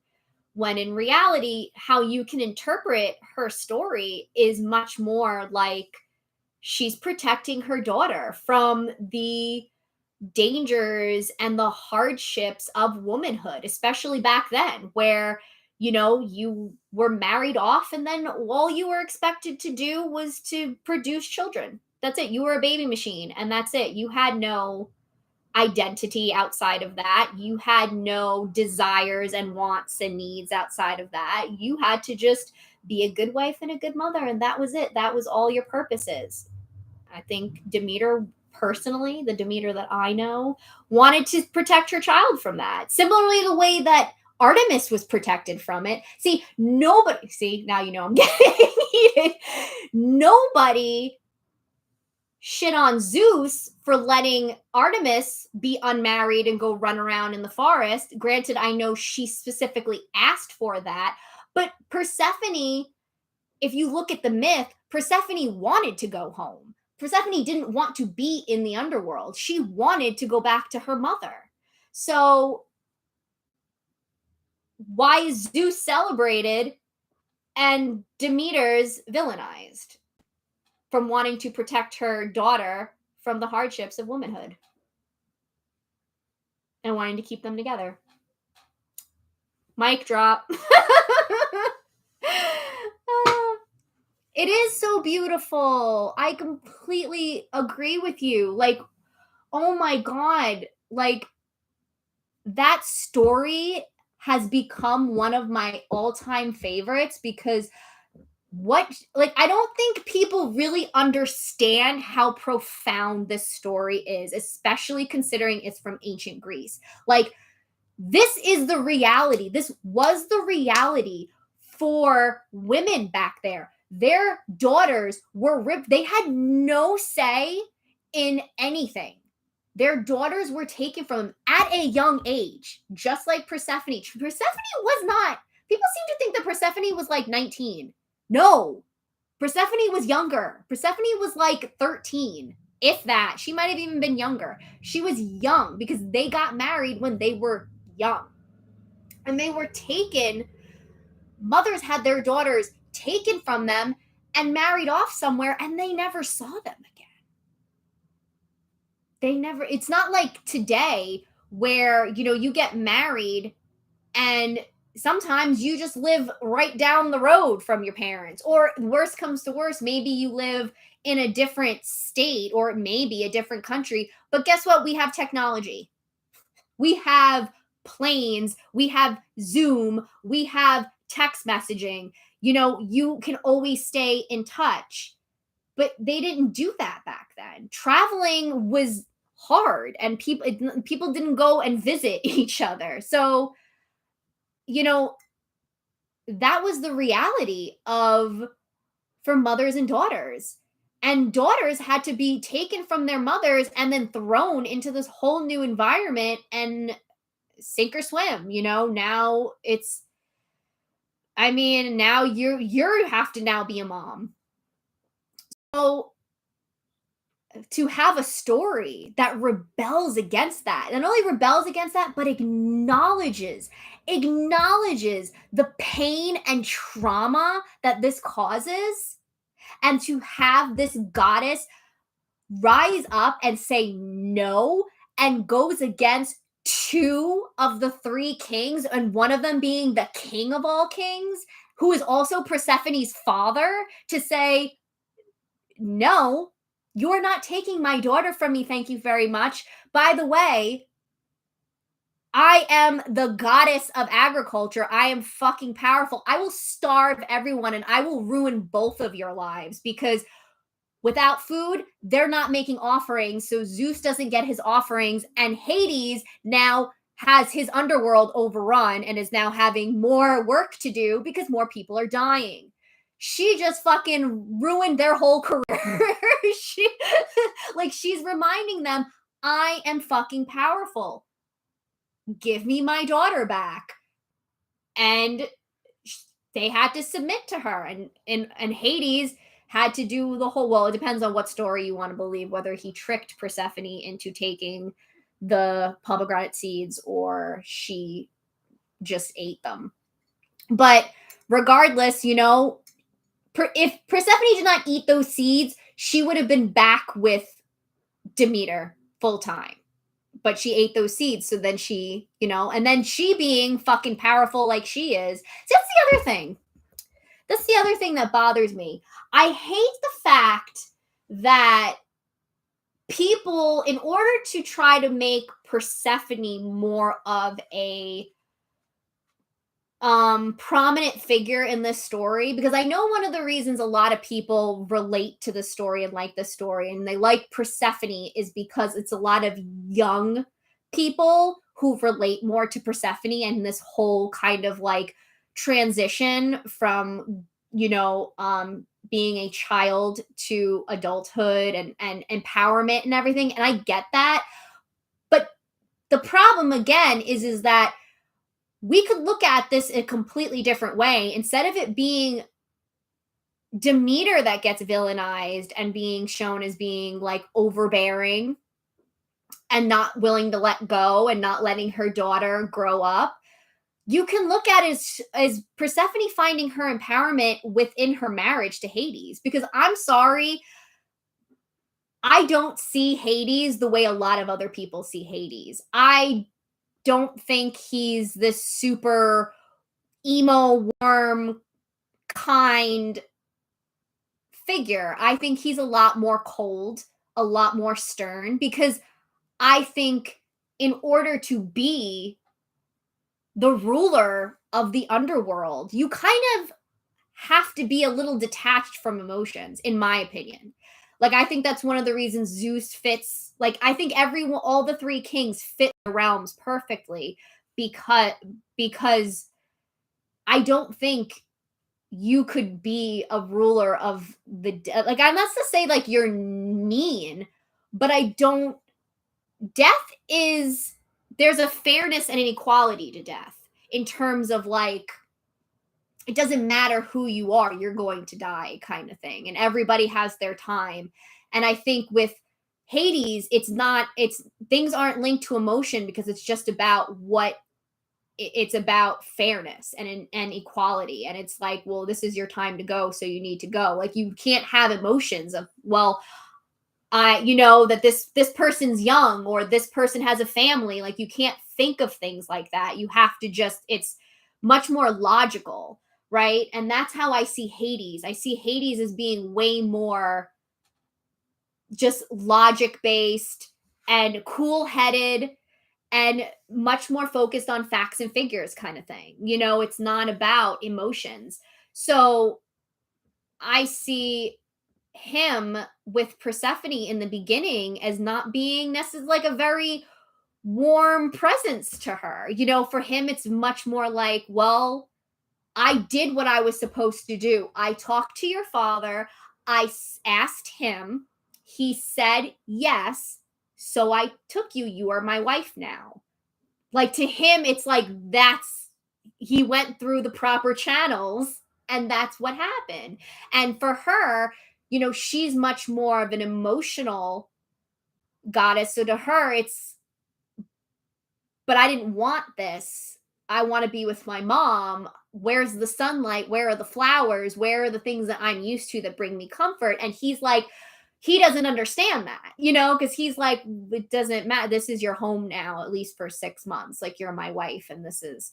So I feel like where you can find Persephone finding her power is more within her marriage, in this idea of her stepping into being queen of the underworld, because she went from being like not really a known goddess. She was Kore, and she was Demeter's daughter, and then now she's queen of the underworld. She's got to like figure that out.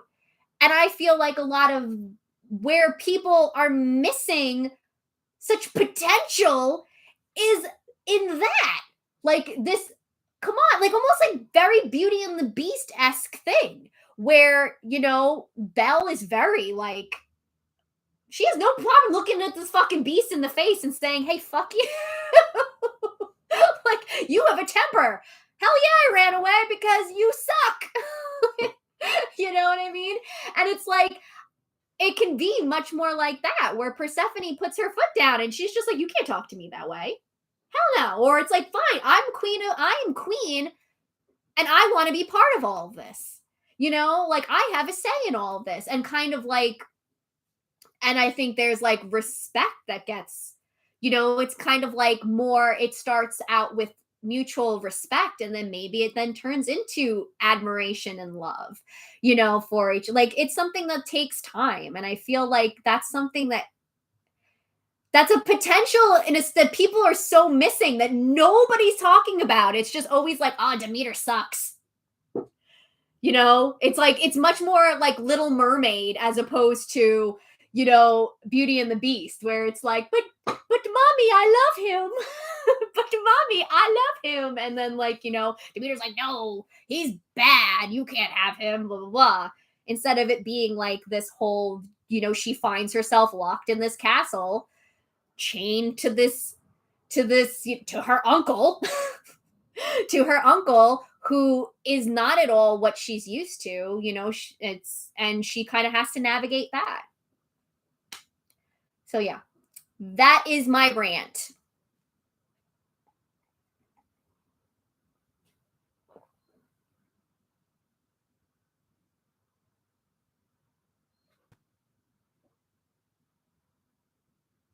It is, yeah.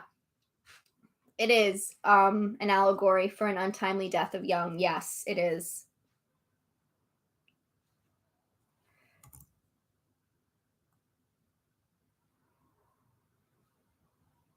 Yeah, that's a very good point.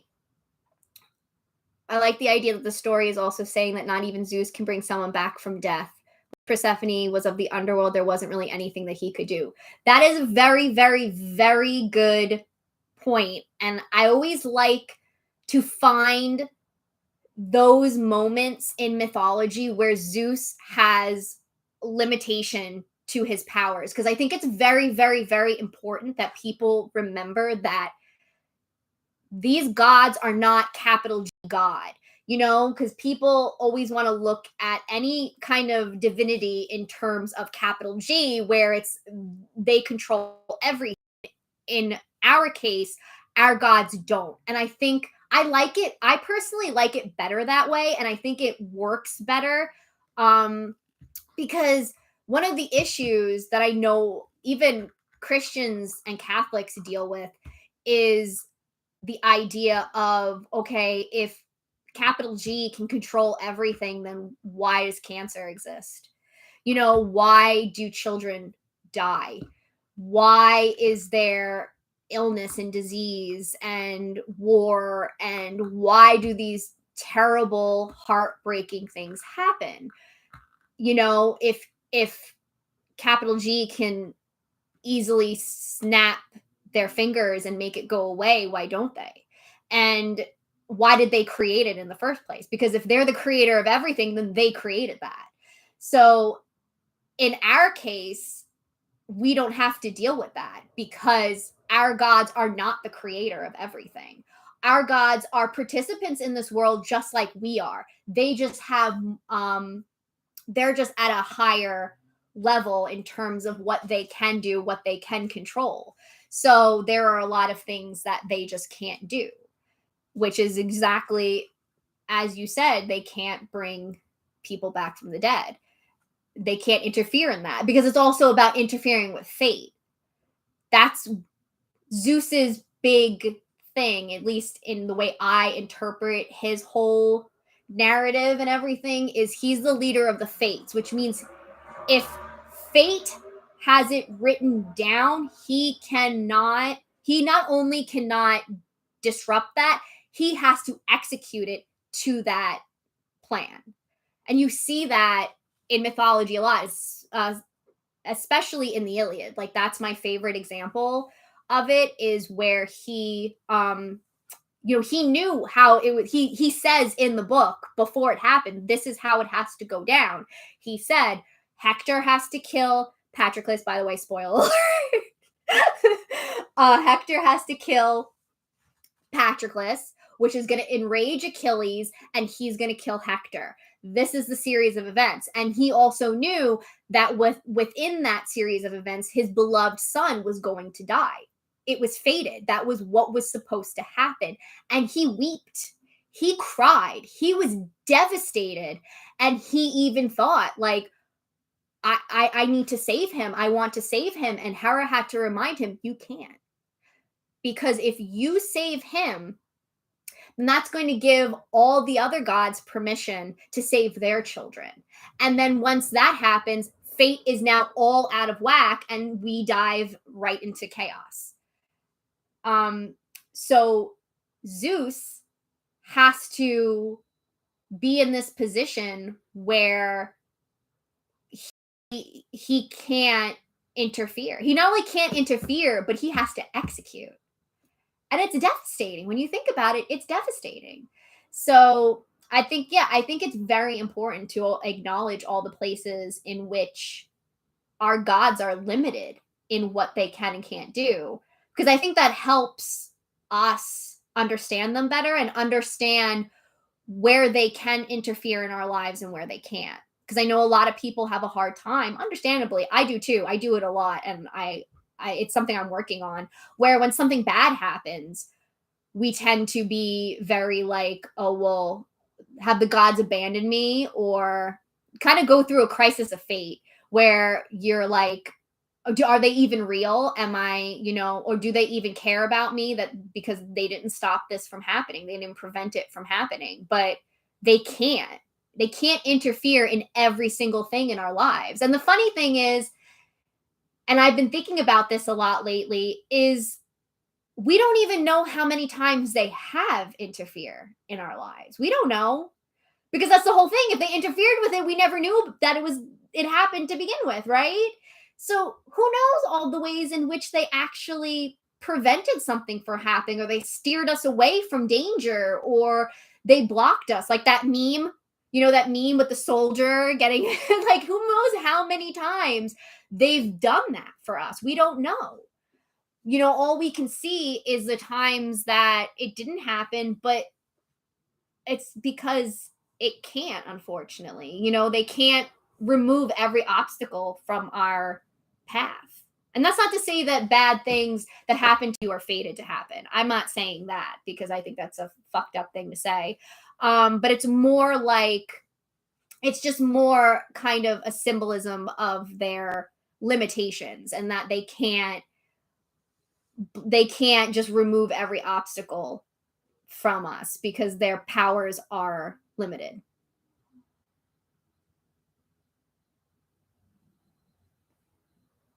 Is it spoilers if it's 1,000 years old?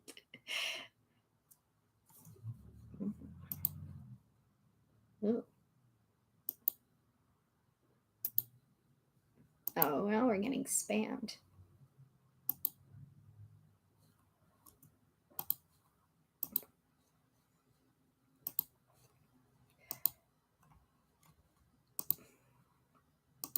I'm removing that. Okay. Well, I love coloring books.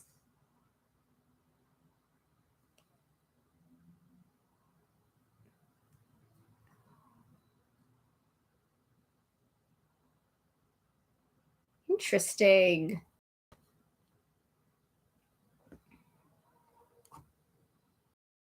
He is right. I was like, what?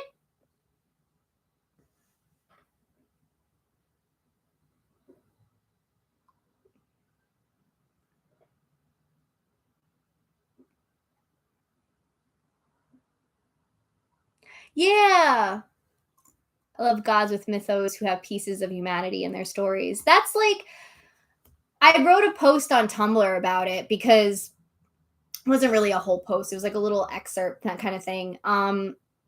Because there's a lot of people who like to say that the gods hate us, or that they don't care about us, or they're indifferent to us, or that they don't, like, just really negative.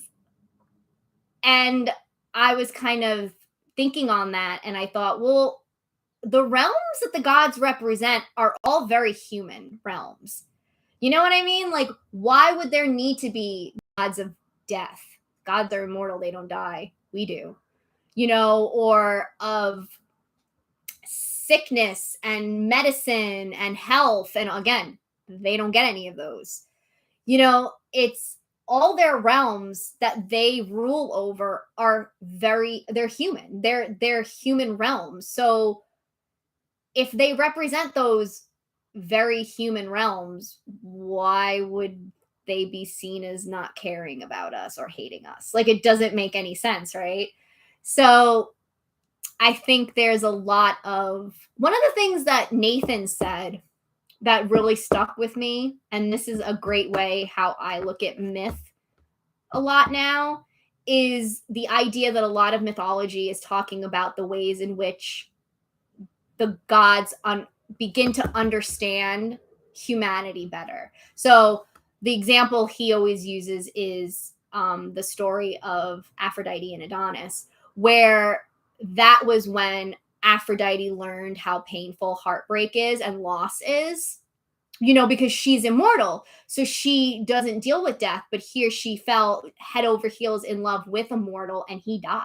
So she felt that pain of what it's like to lose somebody you love. So now she can rule over the realm of heartbreak and loss, because she gets it now. And now she can be empathetic to humans when they're dealing with those, because she understands it. And it's like similar with Apollo, because Apollo in his mythology goes through his own growth in where he's very like seen as immature and like headstrong and very like prideful, kind of filled with a lot of hubris. And then he gets knocked down a peg and has to be basically human and serve and be a servant. And and I think he also goes through a whole like he goes to Hyperborea and goes on his whole travels and everything, and he kind of learns more. about, he grows and understands more about in the pantheon and in the universe, and he evolves into the Apollo we know and love today. So it's this looking at mythology in terms of like the gods understanding us more and kind of being able to step into those roles because now they understand it, you know?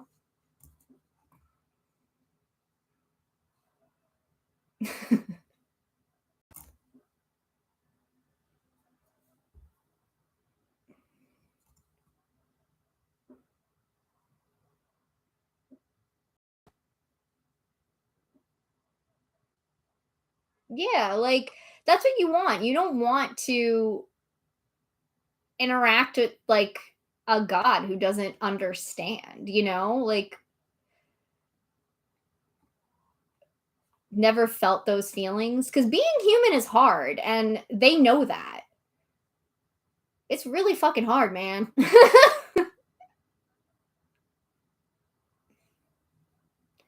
Yeah, like thank you for bringing that up, Angela, because that's another thing that people overlook completely is how much emotion the gods do have. Like, because they get treated like they don't give a fuck, or they're like, they like watching humanity suffer, or like they're these dictators that just want power and everything. And it's like, bro, have you read the Iliad? My God, they are fucking crying left and right in that book. Ares is crying, Aphrodite's crying, Zeus is crying, like everybody, like they're very upset that their humans are dying. Like that the ones that their children and the ones that they're rooting for are dying. Like they're devastated by it. Everyone was crying except for Athena. Athena was like, grow the fuck up to Ares. Which again cracks me too when people, that's a whole other discussion where people are like, oh yeah, Athena, she's like, what if people see her as like, I don't know, the face of feminism, and I'm like, Athena? Athena? Okay.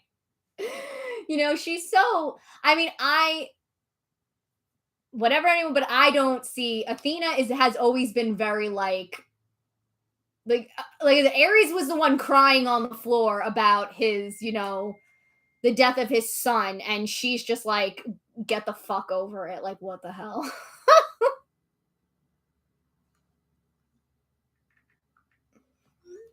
So yeah, they like everyone was crying in the Iliad, and you just see it too in all the mythology. Like they do care. Like at the very least in mythology, they're shown to actually do care about certain humans. Like there are humans that they have an attachment to that they care about and they grieve, you know? So, yeah. That is a good way to look at it. I like that. Is very Athena's very feminist to me, but I don't think she has the emotional range to comfort women about the suffering we face. That's top tier right there. That was good. I agree with that. You're right. I think that's what it is. Because I think she's very feminist in terms of like the idea of gender roles, like breaking down gender roles and how women are supposed to present themselves and what women can and can't do. I do think, because she obviously exists mainly in a male role, in the masculine realm. Um, but yeah, she definitely is not, she's not an emotional person whatsoever. Like, top tier hot take. Very true. Very practical. Yeah. She's definitely very practical. Gaslight gatekeep girl boss.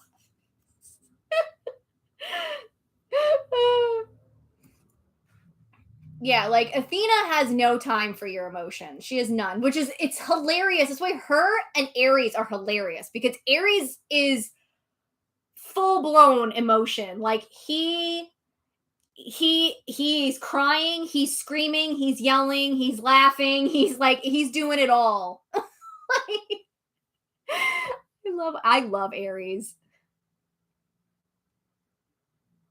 Yes. Artemis you can cry to, but Artemis, at least in my experience, Artemis you can cry to, but she's gonna be it depends on her mood. Sometimes she will like wrap you up in like the biggest bear hug ever. And but she's the you know what? Artemis is that friend that when you're upset, she goes, "Do you want me to kill them?" The thing though with Artemis is she means it. Like, you can't say yes. Because you know, sometimes you jokingly will say yes to those friends, but you obviously both know you're joking. Artemis, you cannot say yes to because she is not joking. That's Artemis. She'll be like, "Do you need me to kill someone for you?" And then she's dead serious. The chaos to die. Yeah.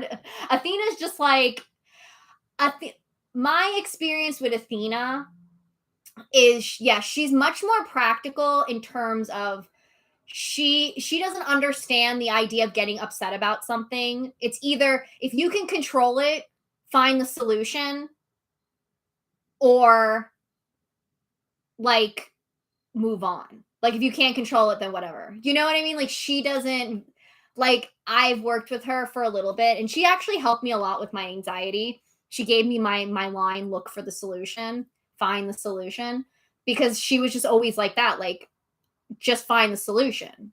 Do something about it. Like she's much more like that. Like emotions don't help you with anything in terms of getting shit done.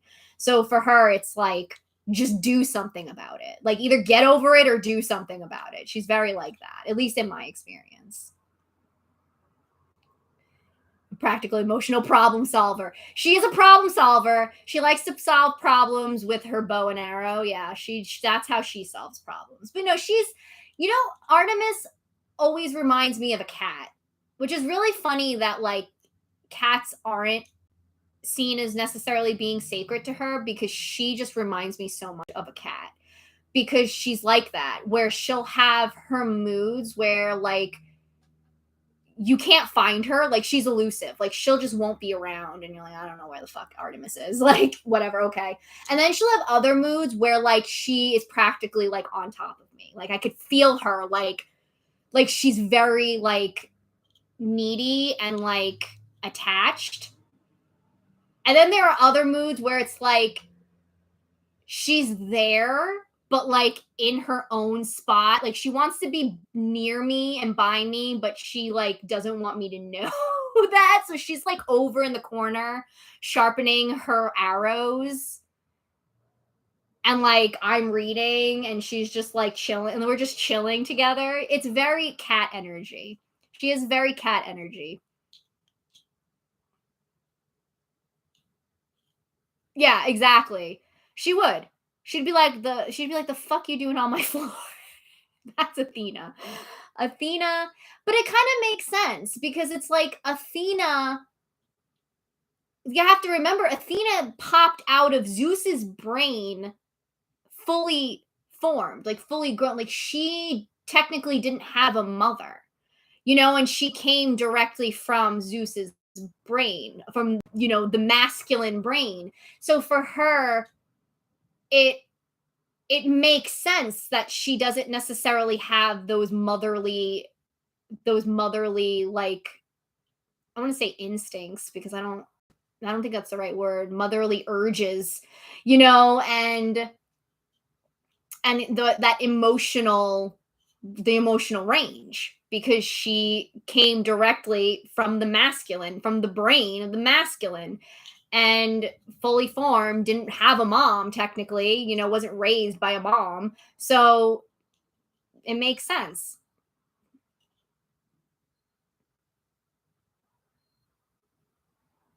Yeah, Hera,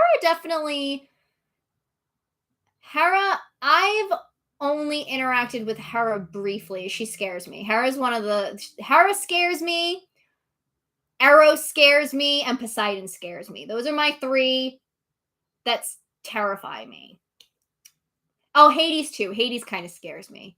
but not in like Hades. It's not necessarily I'm afraid of. I'm more intimidated by Hades. I think that's a better word. I'm intimidated by him, but yeah, Hera scares me. I'm not gonna lie. That makes sense. I feel like she would be the type that it's like at first it's like, oh my god, but then like she softens. Cause even like a lot of the gods were kind of like that in terms of like soft, like Artemis softened up a lot more the more I worked with her. Yeah, it's true because she's the queen. It makes sense.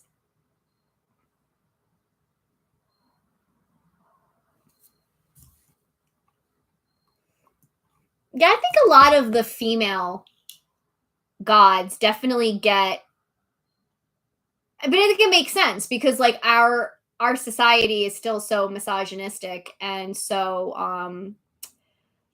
limiting when it comes to women and what roles they play and who they get to be, because I do feel like you can kind of see that in how we treat um the goddesses, you know, like because they're very they're universes, like all the gods are universes, you know, there are different aspects to that, but we kind of, especially with the goddesses, we put them in boxes, you know, and say, well, this one's like this one's like that, and that one's like that, and it's like, because that's the other thing, like, again, I understand that everybody deals with a like different aspects of gods, and I never want to invalidate anybody's experiences, but I do find it interesting because I always see the word motherly for every goddess, like every goddess, somebody is going to call them motherly, and I'm just like, but why? Like, why does every goddess have to be motherly? You know what I mean? Like, can't some just not? Because some of them aren't moms. You know, like that's just how I don't know. There's some goddesses that I just have a hard time seeing as motherly. Like, and I don't know if that would be the right word. Like, maybe they're warm and they're comforting, but motherly, I'm just like, is this, are they really motherly? Or is it like, are we just conditioned to think that women are naturally designed to be motherly? You know what I mean? Because I don't hear fatherly as much for the gods as I do motherly with the goddesses. Like, I don't, people don't usually say, you know, Hermes is fatherly. Like, people don't say that, even though he is a dad. And I think he can be, maybe, but I don't hear that. I don't hear that I don't hear Dionysus being fatherly. Nobody says that. You know what I mean? That's just, that's my little maybe unpopular opinion hot take. Again, I'm not here to invalidate anybody's experiences. It's just some goddesses I have a hard time. And the fact that almost every single goddess I've heard the term motherly be used for them is just, to me, it just makes me question that. Yeah, that's it. Athena is really the big one for me. Like, I've seen people call Athena motherly, and I'm just kind of like, but Athena doesn't have children and she doesn't have a mom. So like Ares is more motherly than Athena. Like, he is. Like, I don't see it. I really don't. Athena is like, yeah, no, Athena, I don't think Athena would know what to do. Child. Right. Yeah, separate mentor and mother for women. I love that. Sun and Stars, you got all the high top tier takes here, man. I love it.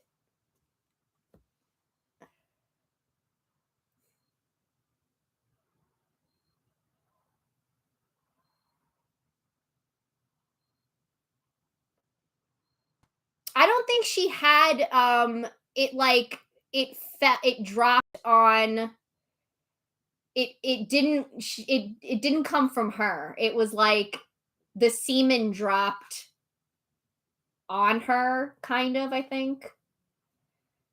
Something like that. I'm trying to remember that story, but yeah. That's just a weird one to me.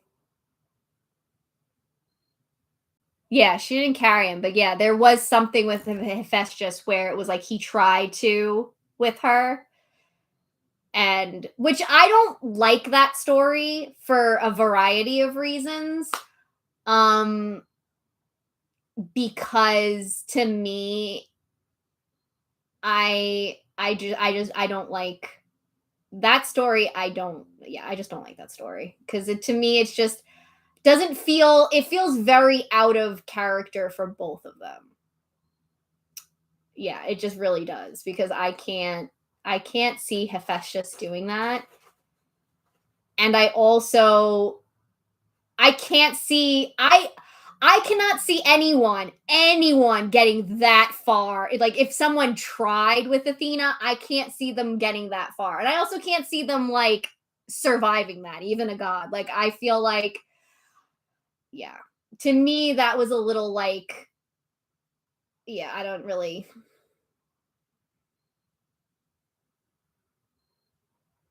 yeah.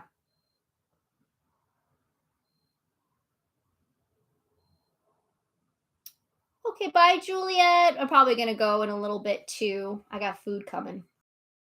Um, but yeah, I definitely can get the idea that some people may bring out the soft side. It's more like I said, when you compare to the fact that the word fatherly doesn't get used as much for the gods as motherly does for the goddess, it just kind of makes, it's just more of like this whole idea that we've been talking about how certain influences cause us to look at the gods a certain way. It's more of like questioning that, and it's like, well, why do every goddess have to be motherly in order to be, because I also think it's in and because even when you look at goddesses like Eris, a lot of people don't work with Eris because no one's going to look at her as a comforting, warm, motherly being. Yet people have no problem working with some of the more like intense gods. Like people will work with Ares, but Ares I know is the Ares is the definition of both fatherly and motherly, okay? Ares, but a lot of people don't know that. A lot of people see him as like bloodlust and war, you know? That's just more of like me questioning that. That's why I said I don't want to invalidate any people's experiences. It's more of me questioning that observation that I tend to see motherly be used for almost every, obviously it doesn't get used for Eris, and then nobody really works with Eris, you know? But with the gods, people don't really say fatherly, but people will still work with them. That's just my little observation. Yeah. Ares is ugly crying while stabbing. That's true. Yeah, like Athena has more like cool aunt, that super cool aunt kind of like energy. Just like Artemis to me is more like a sister. Just like a sister, that wild feral sister you have. Or they're like the cool gay ants.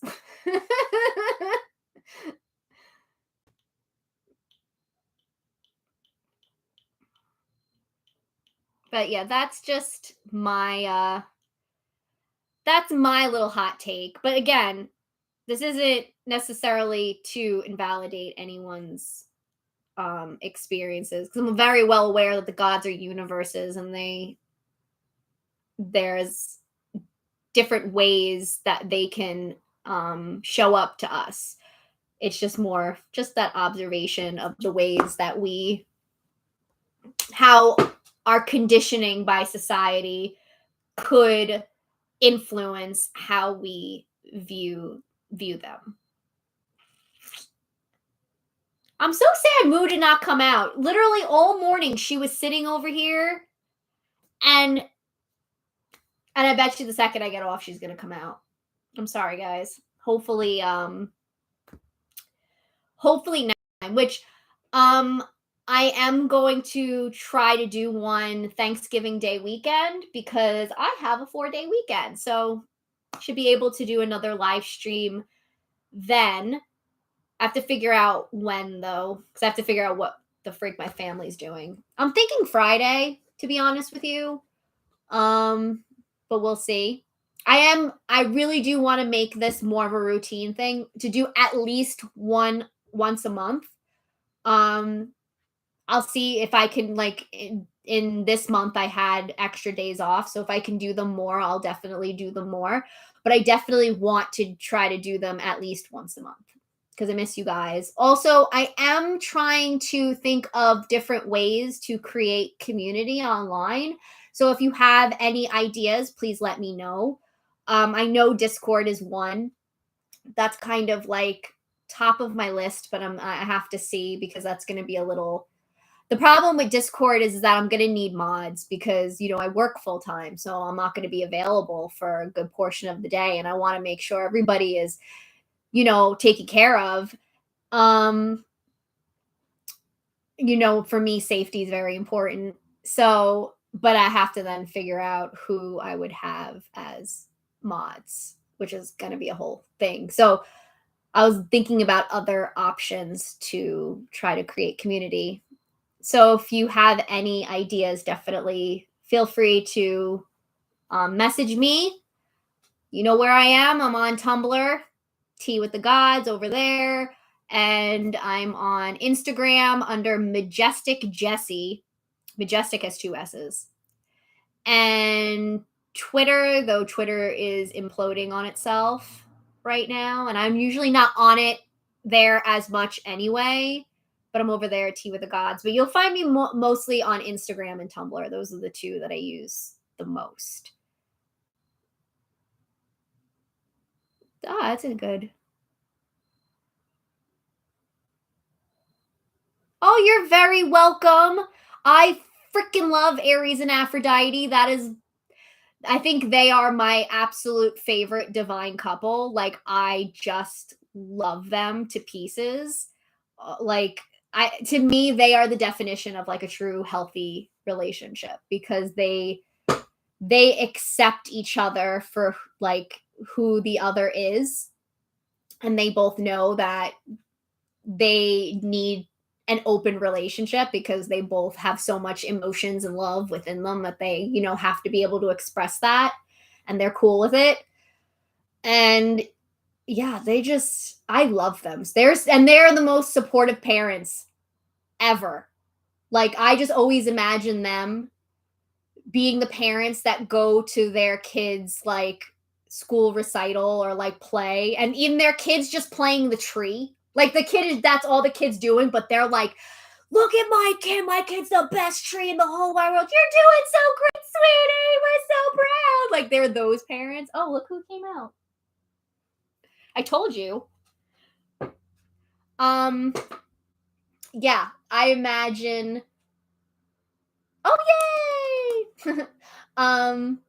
Follow me on Instagram as I was clapping. I realize you probably don't know what I'm clapping about. Yeah, Aries and Aphrodite are the best. I absolutely adore them.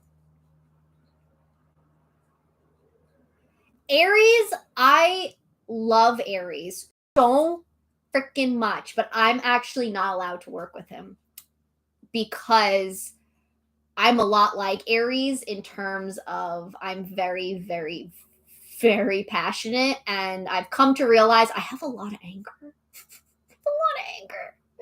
I think we all have a lot to be angry about, don't we? Yeah. I think that's all of us. But yeah, I've come to realize I have a lot of anger, and Aries kind of exacerbates that. His energy, it exacerbates that for me. And so, but I love him because he is he is the sweetest, most comforting. Like, he just wants, like, if you want a god that will just snuggle the shit out of you, then you need Aries, because he will attach himself to you and he will stay there forever. And he will not let go. He really does. And he also talks a lot. He's a good one if you're struggling with communication, because I even said, because my friend Nathan, who I talk a lot about, he's like, his the god that he's been with the longest is Aries, and he's got a very, very, very deep connection to Aries. And one time, like, I ended up being able to hang out with Aries for a little bit, and I remember I was watching something and I just felt like there was just all this chatter and noise going on. Like, I could feel like someone was just like giving commentary on what I was watching, and it was just so loud and not what I was used to, you know? And it was so loud. And I said to Nathan, I was like, does Aries talk a lot? And Nathan laughed and he's like, oh, he doesn't shut up. And I was like, okay, so that was Aries. Like, he doesn't shut up. No, he doesn't. He will attach himself to you, and he's just, I highly recommend Aries. Yes, Aries God of Protection is so underrated. There we go. There we go. Wait. There we go. We got a Moo Kitty sighting finally. Hi. You say hello to everybody? Everyone was waiting for you. Now she's going to groom herself. Maybe. Maybe he gets so, like, engrossed in them that he doesn't talk through them. Like, he's just so like, oh my God, what's going to happen next, you know? Yeah, I knew this was going to happen. I'm not even, I knew it. I'm like, this cat's going to groom herself, like lick her butthole on my live stream. I knew it. I freaking knew it. I knew you were going to do that. I really did. You don't disappoint, do you? No. Fun fact. This cutie right here was a gift from Artemis. Yep. Yep. Gift from Artemis. Yeah. Right? You love Artemis. Both feral.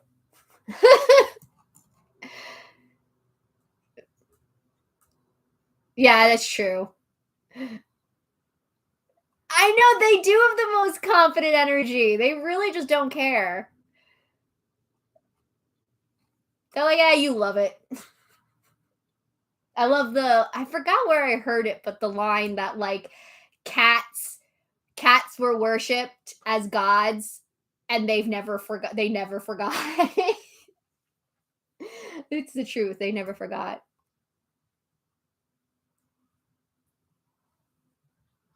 Maybe, yeah, maybe it's just like he loves to talk. Aries just loves to talk. He really does. He just goes on and on and on and on. He's got all the commentary for everything. I don't know. He's the best though. He's one that I really strongly recommend, because yeah, he's very protective. He's very comforting. He's very, like, understanding, and he has, like, what's nice about Aries is it's like he kind of has both Zeus and Aphrodite energy mixed in, because he's got that fatherly, like, protective, you feel safe around him energy, but he's very warm and comforting and emotional and, like, validating, like Aphrodite is. He's I have nothing but love for Aries. I really, really, every time I talk to Nathan, I'm always like, tell Aries I love him and I miss him. Like, I always do that. I'm like, I love Aries. Yeah, Aries. I think Aries is one that I'm happy though, because it does seem like Aries, the perception of him is definitely changing. And I'm kind of hoping it gives me hope that it can happen for other gods as well. I'm hoping maybe one day with Zeus. That might be hoping for too much, but cats do have the best energy. I Cats are actually like my role models because they are so good at um boundaries.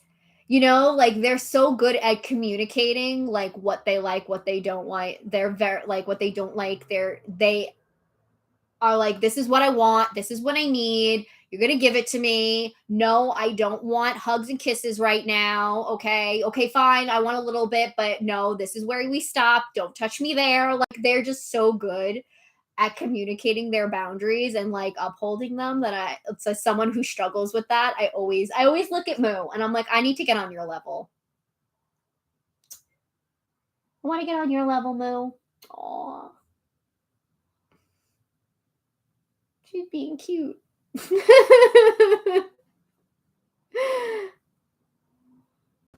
Yeah, exactly. Or it's like you can pet them, but only like 3.5 times. Then it's too much. Then it's just no. It's very Artemis energy. That's a very Artemis energy, I'm telling you. At least from what I've worked with, she's like that. She's like she's like fine. We can hug for 3 seconds. Then that's enough. I must go run with my lesbians. They do have firm boundaries. I want to get on that. I want to get on that cat level, man. I love when you lick your paws. It's so cute.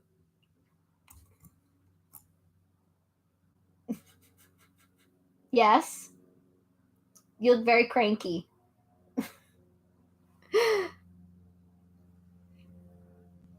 Yeah, I've always thought about working with bass. I have.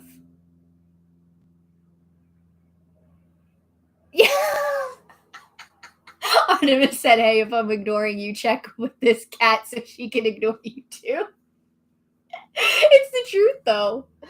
It's so true.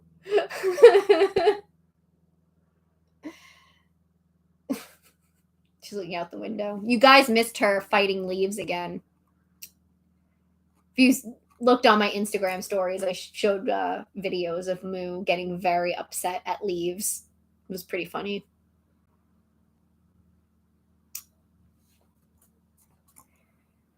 Yeah, I think a lot of gods deserve more nuance, to be honest with you. A lot of people just kind of like, even, and I think a lot of it has to do with how it's taught and just the prevailing images of the gods, because even people who are coming into Hellenic polytheism who message me about working with certain gods, they don't know certain aspects, like a lot of people don't know about, I'm trying to think, like just the different ways that you can work with a god, or that they're the gods of certain things. Like a lot of people don't know about Apollo and that he's the god of knowledge and the god of order and truth and math and philosophy and science, like they just see him as the god of the sun and the god of art and music and the guy that is unlucky in love. Like that's, you know what I mean? And it's like, no, like Apollo is so super important to us as humans and to society and civilization. Like he is, that's actually the thing that he yelled at me about. Because I looked up what the patron saint of libraries are. And for background, Apollo, at least in does not like anything to do with Christianity or Catholicism at all. It's kind of amazing he even let me work with Mary and Jesus for a little bit that I did. But he was very firm in that no mixing. They go over there. I don't. No, we're separate. So he was very big with that. But yeah, he doesn't like anything Christian or Catholic. And I've been reading. Oh, it's actually this book right here. I've been reading this book, Burn a Black Candle, an Italian American Grimoire. And of course, they mention the saints. And so I just, out of curiosity, I wasn't going to do anything, but out of curiosity, I just wanted to know who the patron saint of libraries were. And it, like I said, I haven't heard from Apollo in a while. It's been Artemis, Demeter, and Persephone, and I have not heard from Apollo. And I look it up, and I just feel his energy, and I'm like, and I just felt like he was like, "What are you doing? What are you doing?" I'm like, he's like, "Why are you looking that up? You don't need to. You don't need.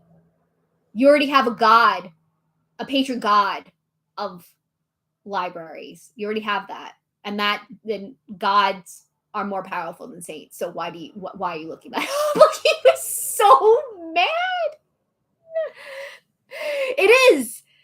He just was so, and I was so taken aback because, like I said, I have not felt his energy, and all of a sudden, I just felt it. And I was like, I was just Mr. God of Knowledge. I'm getting some knowledge. Like, calm down. I'm not gonna work with any saints. But he was so mad. But yeah, a lot of people don't know. Like, technically, he would be the patron god of libraries. He would be the patron god of universities. He'd also be the patron god of hospitals. Or you could say Asclepios is the patron god of hospitals. So, yeah, Apollo's really fucking important to society and civilization. But we don't talk about that, really, because I don't know. Maybe because there's not enough myths about it. That's what it all comes down to. Whatever's in the myth, that's what people know. They don't know anything outside of that.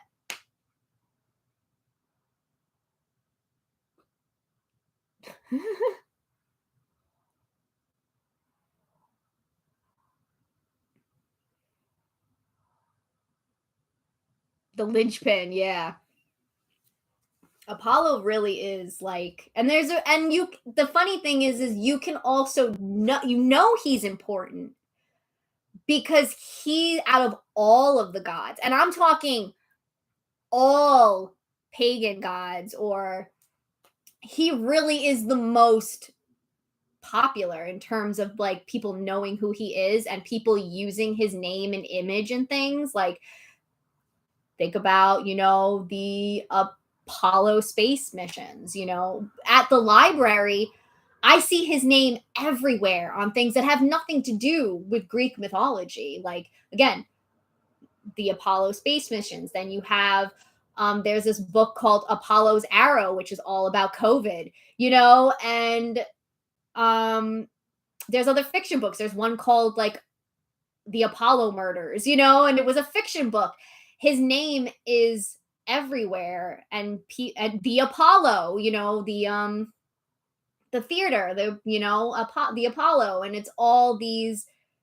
His name is the one that we continuously use over and over and over in his image. So I think that in itself shows how important he is to society and civilization.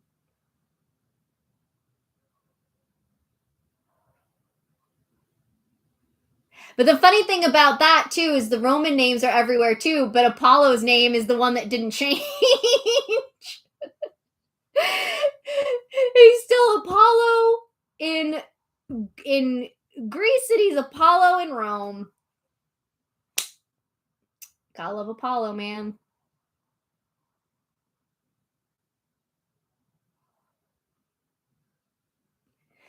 Yeah, that's the other issue is that, and I feel like for worshipers, this is kind of our biggest battle, is the battle of all of the fandoms and all of the media that gets created about our gods and how that influences the perception of the gods. And why I say it's a battle, because at least in I say I've been saying that a lot, but I feel like I just need to clarify that I'm just talking directly from my experience. I'm not saying any of this is fact or true, but um like the conversations I've had with the gods about this stuff, about like Lore Olympus, Percy Jackson, Blood of Zeus, the Hades game, all these different things about them, is they love it. And it makes sense, because in ancient Greece, that was one of the big ways that people honored the gods or talked about the gods or kept the gods relevant, was through stories.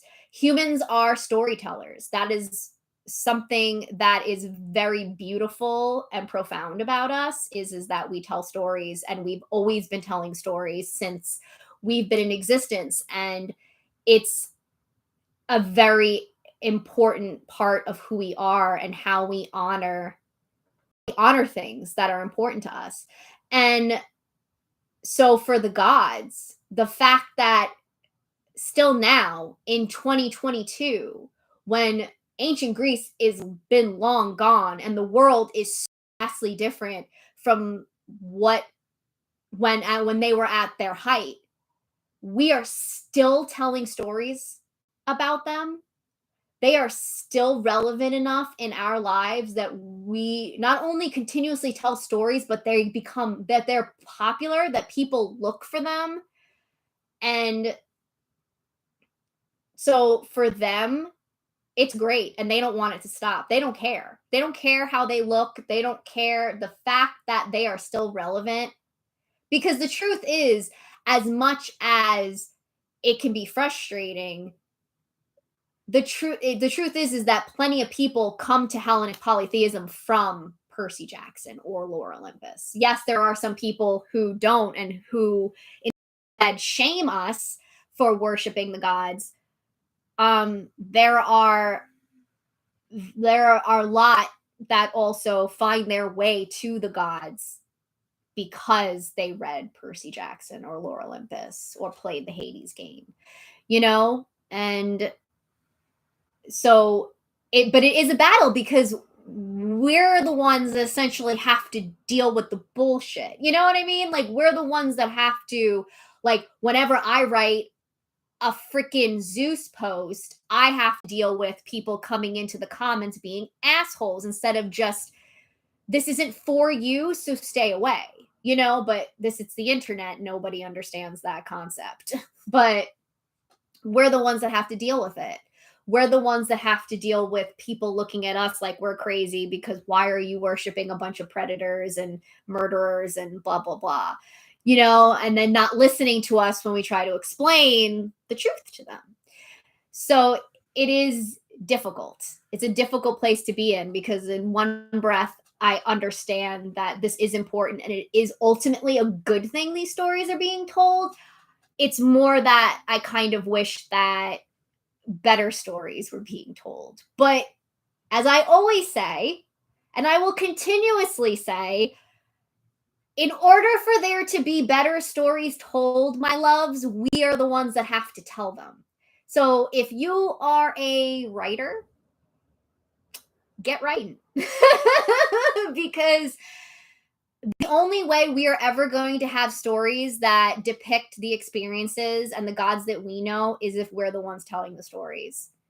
It's like we have to take back the narrative, That's the only way it's really going to happen. We can't expect non-worshipers to tell those kinds of stories, right?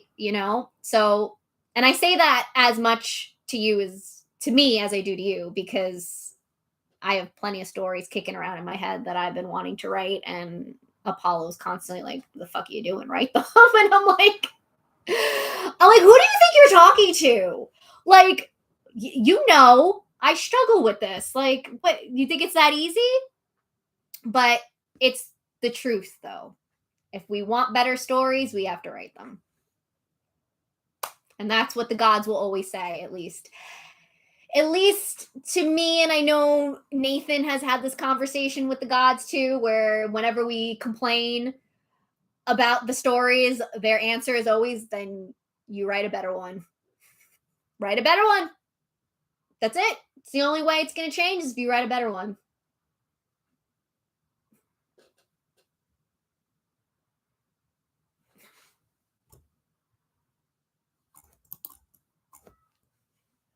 Someone who finishes. I think Soda and Stars wins this chat. I think you win this chat. What do the gods take me for? Someone who finishes things. Exactly. It's my whole thing. I'm like, when have I ever finished anything, Apollo? Like, you've known me my whole life.